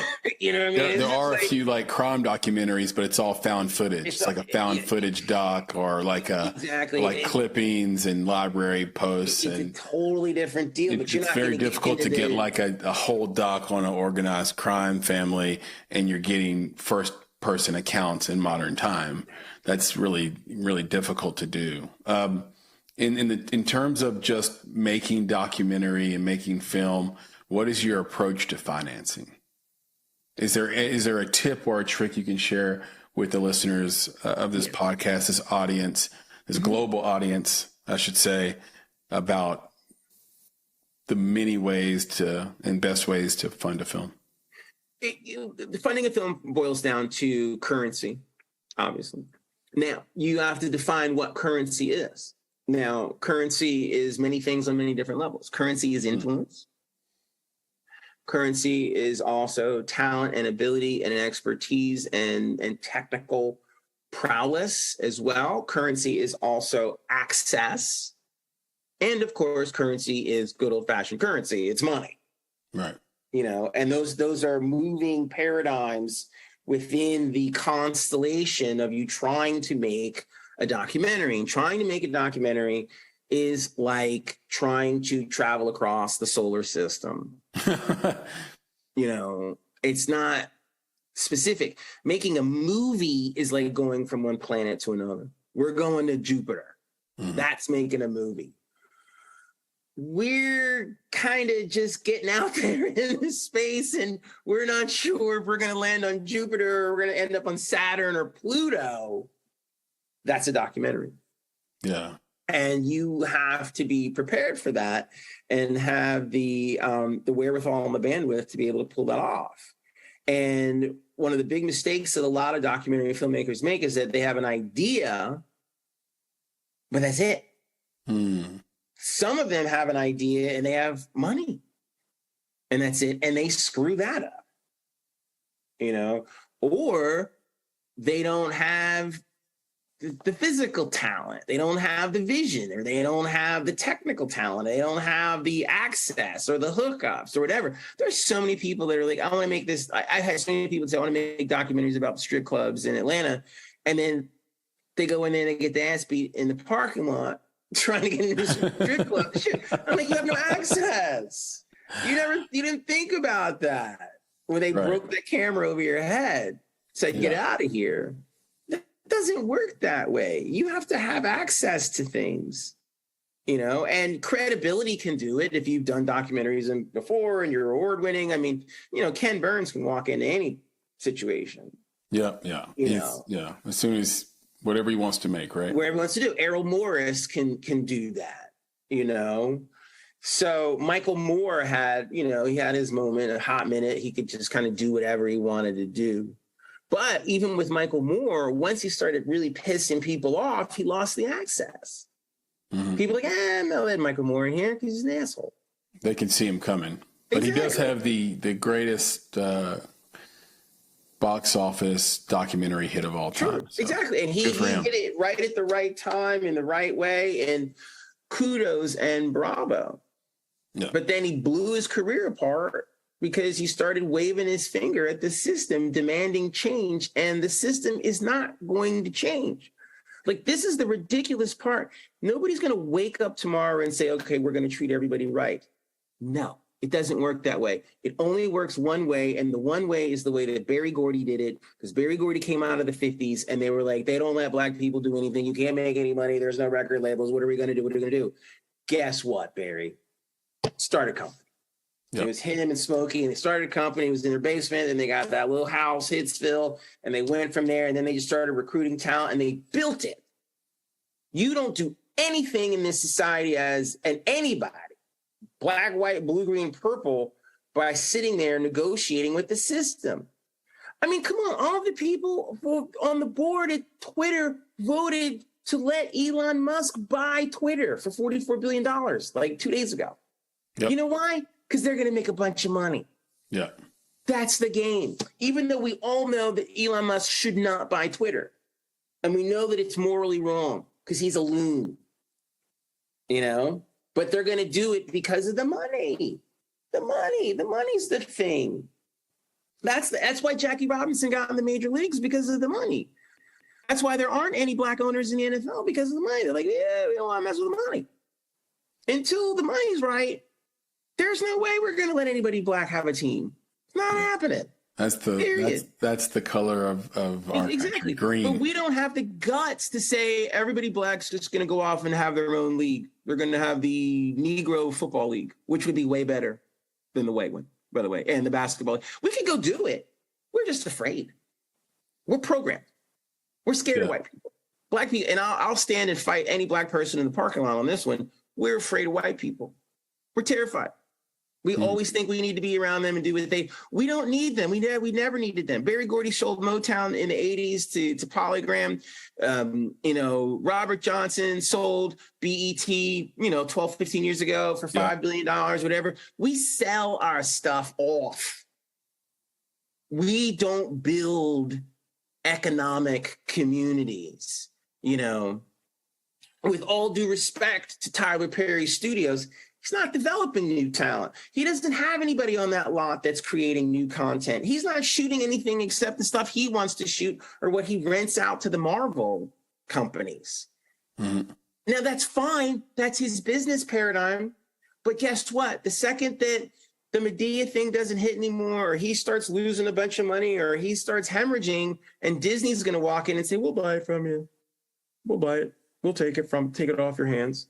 I'm not saying that's going to happen. I don't want that to happen. You know what I want him to do? I want him to hire you. I want him to hire me. And I want him to give us an office and we develop stuff. And he has faith that I'm going to write checks against you guys' talent.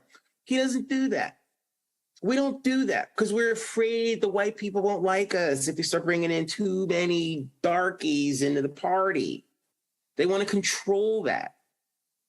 It's crazy. It's absolutely crazy. We've created this on our own.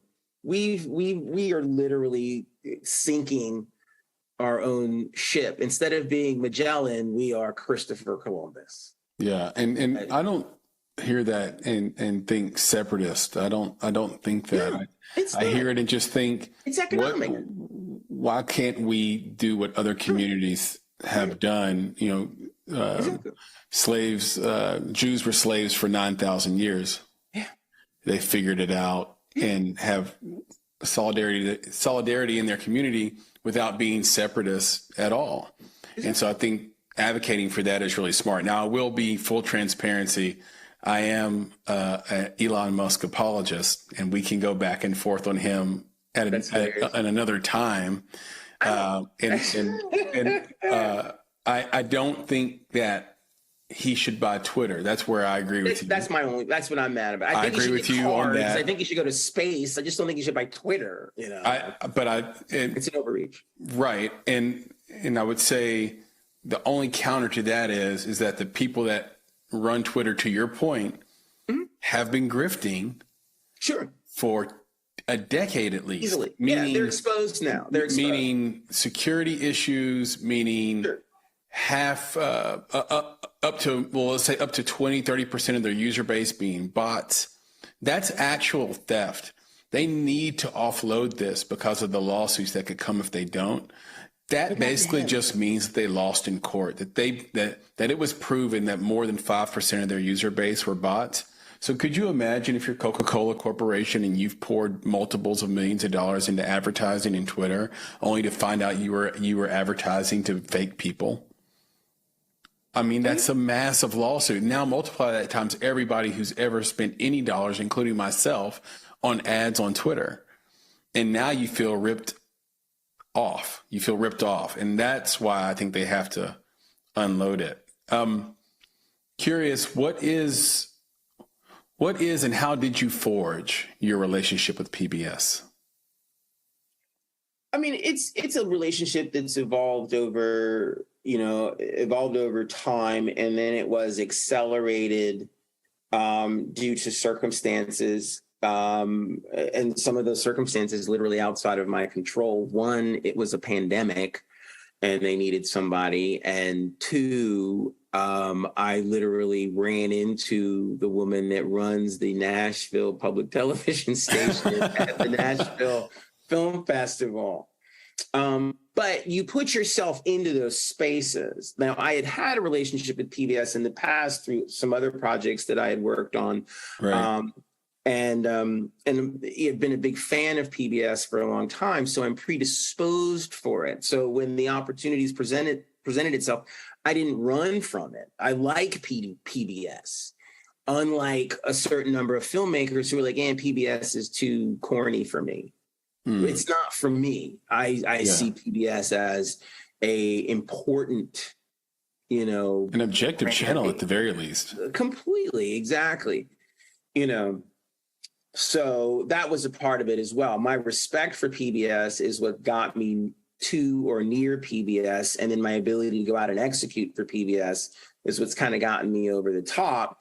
And now I've got relationships with PBS that have leaked over into the BBC. And I thought I was making that leap with the Little Richard project, but that one kind of fell through.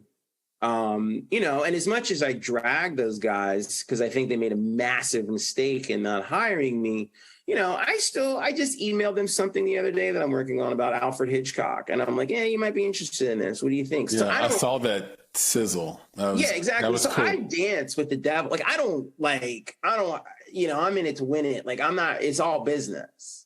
Like, it's not like personal. Right. I can resent you and still work with you.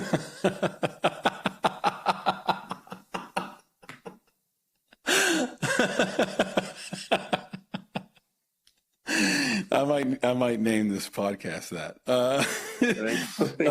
So were you nominated? Tell us about the Emmy process. Were you nominated for an Emmy, or did you have to advocate for yourself to get the Emmy? How does it work? It's a little bit of both. You got to get on their radar, for one.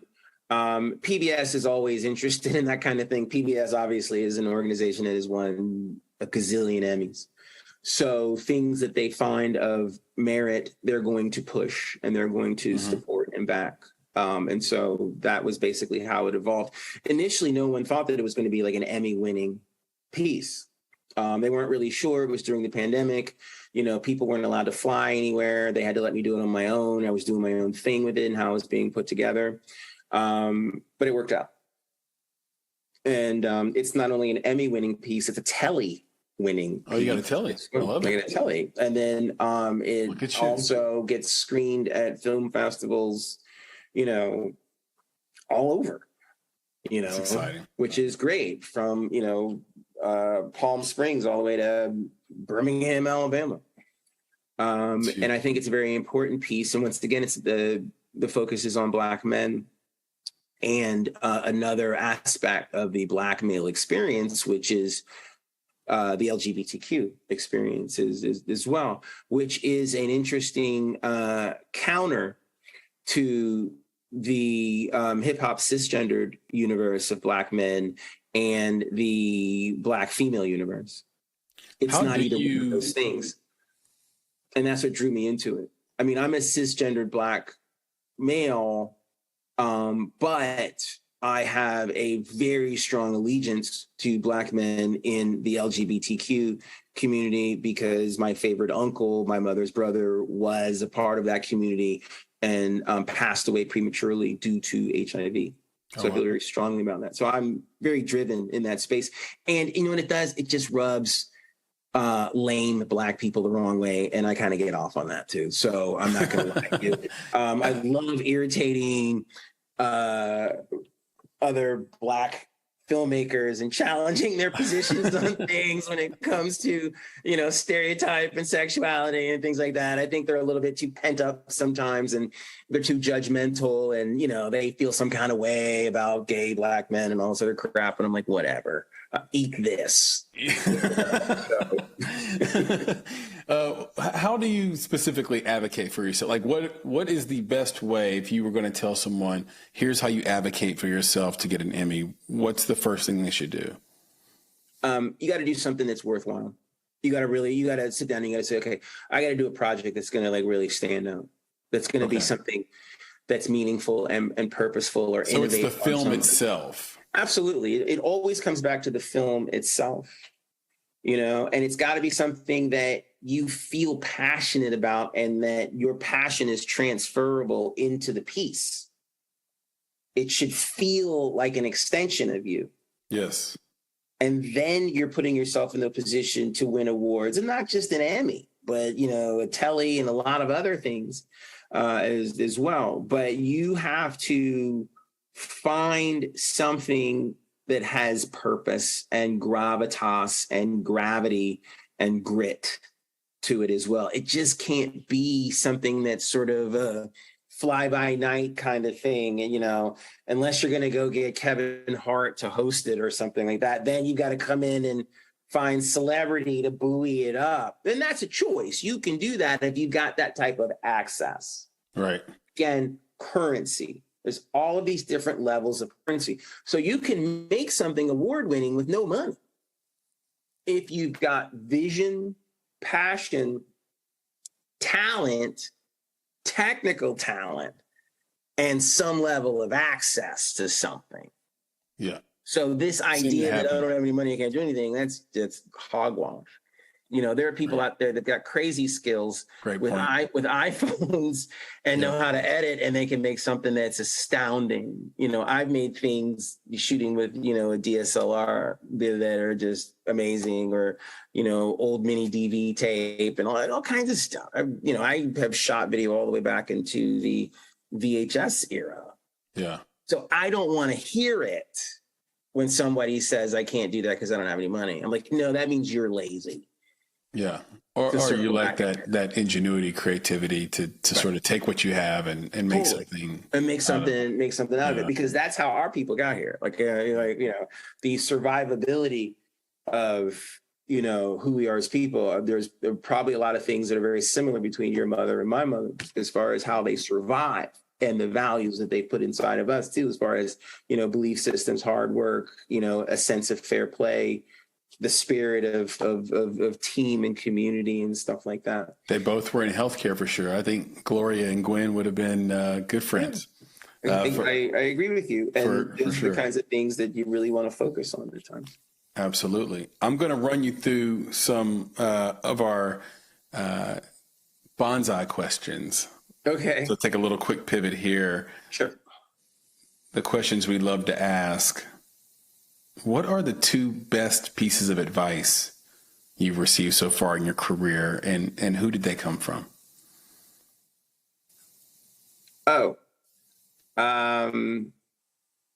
One filmmaker that I knew when I first got started in Atlanta, and it was, if half the people love you and half the people hate you, you're doing something right. Because if everybody loves you or everybody hates you, you need to reevaluate what you're doing, and you might want to consider changing your job description. And then the other thing was one of my mentors, and he's actually Japanese American, and he's older than he's a mentor. He's older than me, and he said, "No is the most powerful word in the universe, and trust your instincts, and you will never be wrong." And then the other person that I had mentioned, Fr3deR1ck from Kenya, who said, "You are more African than you are American." And those are some of the things that have been most profound with me. The first thing about half the people love you, half the people hate you, that was a white man. White man told me that. So you can get life lessons from anybody. Yeah. You know, and then the other two were men of color. Yeah, I think filmmaking isn't to that point. It's not about making everyone nod yes. Otherwise, why did you make a movie? Exactly. But maybe tentpole movies are, but oh, they are. They not documentaries. Totally are. And there's not a place for them. I get it. Documentaries should push you somewhere, right? Sure. Oh, absolutely. But those people that don't get it, you still got to keep them in the boat. And I say this all the time to filmmakers of color, because they always act like, well, I don't care if they don't like it, whatever. And I'm like, what are you doing? You're throwing people out of the boat. That's insane. Yeah. It is your job as the filmmaker to reach deeper, to keep that person that is the doubter, that is the disbeliever. You're an evangelist. You run a church. You don't want anybody to leave the church. And the ones that aren't sure, you got to work a little harder to keep them in the church. That's your job. Mm-hmm. And these filmmakers are so soft. And I'm going to drag these filmmakers of color for a second. They're so they think like the world revolves around them and everybody gives a crap about their opinions. And if no one likes what they think, they're like, so what? Who cares? Blah, blah, blah. But I'm going to be on the red carpet and I want to be rich. I want to be famous, all this other stuff. And I'm like, you have no skills. You have no ability to talk to someone who doesn't understand you or like you. Yeah. All of the stuff I have done that has gotten me over the top, that has been award winning, I have dealt with people that don't like me, or they're not sure about me, or I'm weirding them out, or I'm making them feel uncomfortable, or whatever. That's the real story. That's filmmaking. That's what makes Gordon Parks' photography so great. When you look back and like he's taking pictures during the civil rights era and stuff like that, and a little girl standing in front of a colored only sign, and you're like, I'm sure everybody was like, we hate that black guy that keeps coming around taking pictures. You know? Yeah, for sure. They hated him. But now, guess what? He's revered. He's one of the greatest photographers in American history. Speaking of artists that you need to drag so you can teach them a thing, how about we flip it and talk about artists that you admire and want to emulate? I'm curious, who are those creatives and what do they do from a technical or skill standpoint that makes their work stand apart? It's so complex because of the deluge of impotent black art right now that you have to not only dig through a lot of crap to find people that are alive, you're forced to go back in time.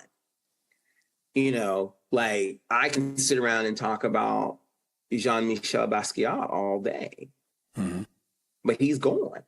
I can talk about Thelonious Monk all day. I can talk about Frederick Douglass all day. You know, now, then there are the people that are here, you know, and then for me, it is Neil Tyson deGrasse. It is, I mean, I just think that guy's just the bomb diggity. Like, I'm just like, God, this guy's like so amazing and so smart. Cornel West is another one. And that's someone I've had the pleasure of meeting and being around and interviewing. And I'm just like, this guy's God. Like he's fears nothing. And by him fearing nothing, that's why he gets all this BS thrust upon him, because he fears nothing. And I admire that. I mean, Yale told him to clear out his desk. That's crazy. You know, Yale's not trying to fire black people, right? But they will get rid of those that talk too much about stuff they don't want to hear. And I respect that. I admire that. Steve McQueen, the director of 12 Years a Slave, I think he's fantastic. I think he's a genius. I think he doesn't work enough, or he's not trying to work enough, or he doesn't care. I don't know what the deal is. He lives in London. He's not playing this American game. I think that's fascinating. Yeah. I wish I could see more from him. I mean, he's made some other great films earlier in his career that are amazing as well, and outside of the Black diaspora as well. He's a fully formed filmmaker of color, which I really I really like Guillermo del Toro is amazing. Is one of my favorite films that I've seen in the past several years is Parasite. I just think it's a phenomenal. Parasite's amazing. It's amazing. It's just it's amazing. I'm breathless, speechless. I don't know what to say. I mean, the last time I was affected that way about a film, it was Moonlight.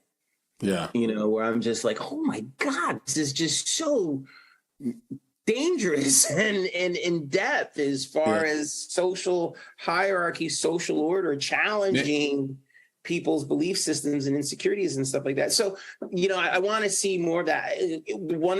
It's interesting too, because one of my favorite tentpole movies was just the first one. It was the first Wonder Woman movie. Yeah. I thought that was just breathtaking. It was like now there's an action film. I just thought that was, you know, phenomenal because it had a full arc of a character. You know, the first Iron Man, the first Iron Man was Robert Downey Jr. I thought it was really good. Amazing. You know, there are films that are Hollywood films that I do think are great. I still believe that Ricardo Montalban is the greatest sci-fi villain of all time in Star Trek II, The Wrath of Khan. I still think it's such a great performance. So it is there. I do see those things as well. And then there are things like I still love The Breakfast Club by, you know, John Hughes. Yeah. You know, there's some of that. John Hughes almost never missed. What's that? I said John Hughes almost never missed. Yeah, it was an incredible run that he had. He just really understood his space. And I just wish there were more filmmakers of color that would understand their space. Right. I think sometimes they try to do too much with their films and say too much. And you got to bring it in. You got to bring it down and pick a lane and go with it and make a great film so you can live another day to make another film. They're trying to encapsulate their entire career in one film. Yeah, and a lot of times there's a lot of yes manning going on. Oh yeah, that's what I've noticed is that it reminds me of when I was a teenager and I wanted my first car to be a Cadillac, and my father said to me, "But you didn't earn a Cadillac." Mm. And I noticed a lot of Black filmmakers that want the red carpet, want the celebrity, want the prestige and status, but they haven't made a film worthy of that. And I think we have to get out of our way on that. And Nick and I we were presented a screenplay by a really good writer named Chad McLaren, who wrote a story before Parasite came out. Mm. And it was, I've mentioned this before, it basically was Parasite. Mm. And then Parasite comes out and you're like, oh my God. Now, I think to their credit, that team still made that movie and it's in post right now because they took a different take. And that was the difference. I mean, and the only reason I bring that up is that what made Parasite so great is that it could have been a horror film in the way we know horror films, but it took a social angle, which elevated it to movie of the year status. Whereas the screenplay we were given went straight down the horror route based on trying to meet some budgetary limitation and some idea of indie film. And sometimes you're just too smart for your own good because there was a lot of different ways to play that. And,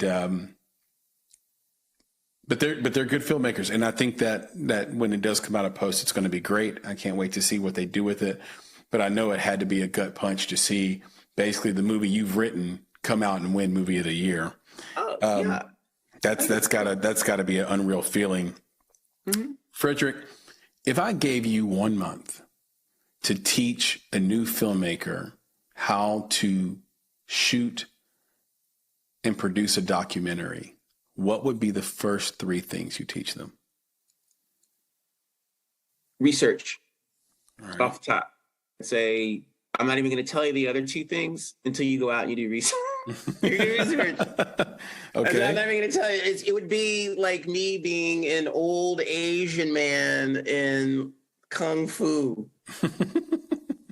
and the filmmaker comes to me and asks me questions and I'm answering with riddles and all this other stuff. Yeah. And I would say, you must go do research for your idea. What is your idea? Well, my idea is I want to tell a story about, I don't know, butterflies. That's the documentary. Well, now go research. They're like, well, that's it. Aren't you going to tell me the other two things? Go research. Come back. And once you have researched butterflies, you will tell me all about butterflies. And then I will tell you the second thing that you need to do. And that second thing would be learn filmmaking. Okay. What do you mean? I can go hire? No. Learn filmmaking. Go make mistakes. Go out and shoot with your camera. I don't care if it's an iPhone. I don't care what you're doing. Go make stuff. Just go shoot anything. I don't care. I don't care. Just shoot anything and make mistakes and know what it means to be defeated in order to understand and appreciate the win. Because without that, you'll never make a good documentary. You'll never be any good at it because you'll never know what to shoot. You'll never know what to focus on. You'll never know how to tackle a scene or a setup or whatever. Yeah. And, what are you going to do? You're going to wait around. You're going to hire someone else to figure that out for you. And sadly, many of them do. Right. And they don't have careers that are very long and very lasting. And then the third thing, it would be, what does this have to do with the rest of the world? And then they would say, but you mean, but I love butterflies. Like, no, not you. What do butterflies have to do in relationship to the rest of the world? Take you out of it. If you can't take you out of it and it's still a significant story, it's the wrong story. Because if it's all about you, you ain't making a story. You just talking.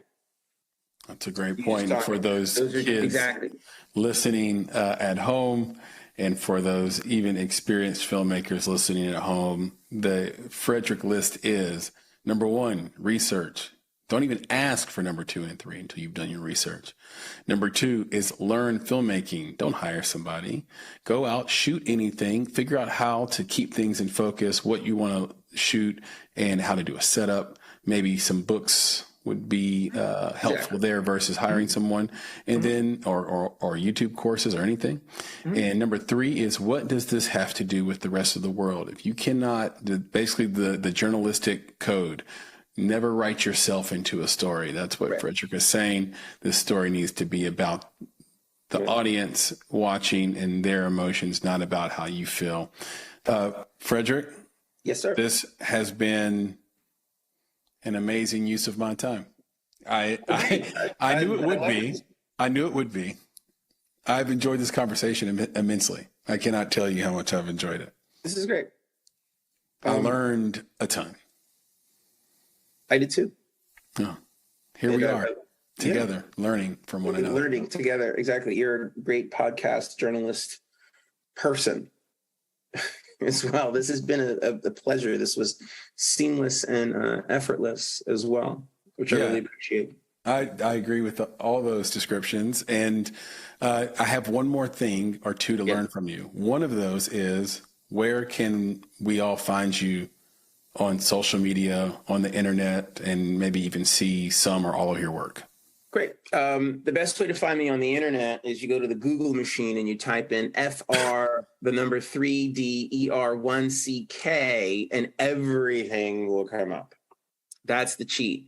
Now, all the social media is always at Fr3dR1cK, whether you're talking about Facebook and Twitter and Instagram and all that other stuff. It's always at Fr3dR1cK. That's the best way to find everything. My corporate site is tomorrowpictures.com. My creative-based streaming site is tomorrowpictures.tv. I highly recommend you go to tomorrowpictures.tv and watch a lot of the curated content that I have up. I think it's awesome. You can go to Amazon and watch Counter History's Rock Hill. That is right now on Amazon. I would say go watch it. I think that you'll really enjoy it. And you can go watch my Emmy award-winning piece, If Cities Could Dance, the Atlanta episode on the Roku app. Within the PBS platform on the Roku app. You go on Roku, you go in the search engine, you type in PBS, and then you get into PBS, they have another search engine, and you type in If Cities Could Dance. And within that, you start looking through the episodes, and you come to the Atlanta episode, and you will see my Emmy award-winning piece. Called, about Jay setting, right? Yes, sir. Yeah. I saw that. It was great. Yeah. Congratulations on that. Thank you. I want to do more with it and expand it as well. So it's one of those things that's on a short list of, creating some time and some capital to be able to go get it done. Yeah, it was fun. It was fun. It was fun to watch. And look, we'll end on this because I think it's the right thing for a filmmaking podcast, especially an indie film podcast, and for a bunch of us indie filmmakers listening, obviously. Can you tell us the Driving Miss Daisy story? That's a great story. Yes. In closing, I will tell you the Driving Miss Daisy story. I got a huge heads up on that gig or that job because, as you know, Morgan Freeman was in Driving Miss Daisy, Jessica Tandy, Dan Aykroyd, whatever. They had nobody black on the set. And Morgan Freeman said, you should have somebody here black, on set. You're making a film about race and you don't have anybody black. And they went, oh my God, we're already in Atlanta. We got to find someone. Okay, let's call the local film school. Who do they got? Georgia State. I was in school there. I had a professor, Dr. K. Beck. Dr. K. Beck recommended me. She said, I'm going to give you 24 hours to go get this job. I'm not going to tell anybody else about it for 24 hours. Go get the job. And I was like, thanks for the heads up. And went out, got the job. There I was on set now working on a Hollywood film as a lowly camera to-be assistant. At that time, I was just the camera intern. And I was hoping someday to move my way up to being a camera assistant. And within the process of the film, that did happen through a lot of endurance and hard work and focus as well. And it made a huge difference in my life moving forward. It helped to make me the filmmaker that I am because I was around a lot of really talented filmmakers who were award-winning, and little did I know at the time they were going to go on and win an Academy Award for Best Picture.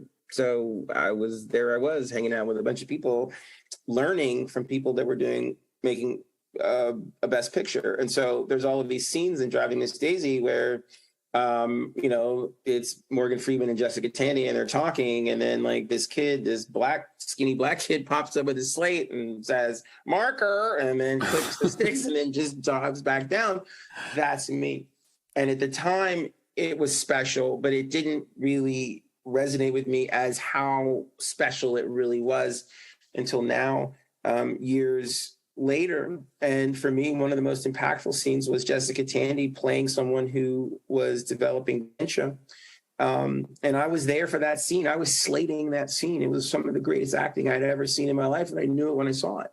And to this day, I still think about it and I get chills. Wow. And that they were conveying this idea of two cultures coming together as she's losing her mind. Yeah. And he's still trying to be there for her.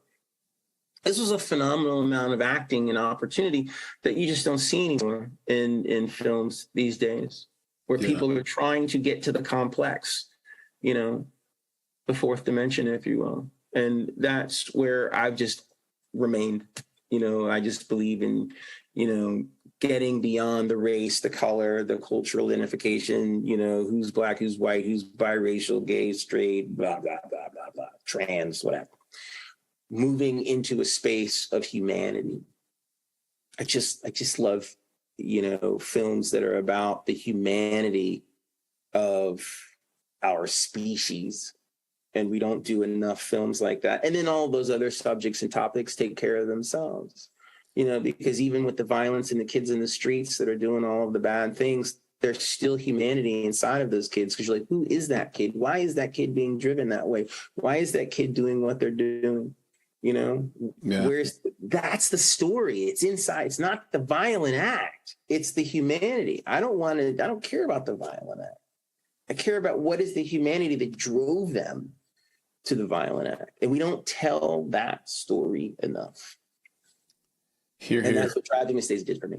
Yeah. And kudos, by the way, to younger Frederick, who recognized the opportunity, even while not fully recognizing it, recognizing you were in the middle of a crucible moment and working hard. And then when the person above you didn't work out, you got promoted up, and they didn't see you as a risk because you had already been there, understanding the gravitas of the moment, even if just subconsciously. So what a great way to end this incredible conversation. And I hope that you won't be a stranger.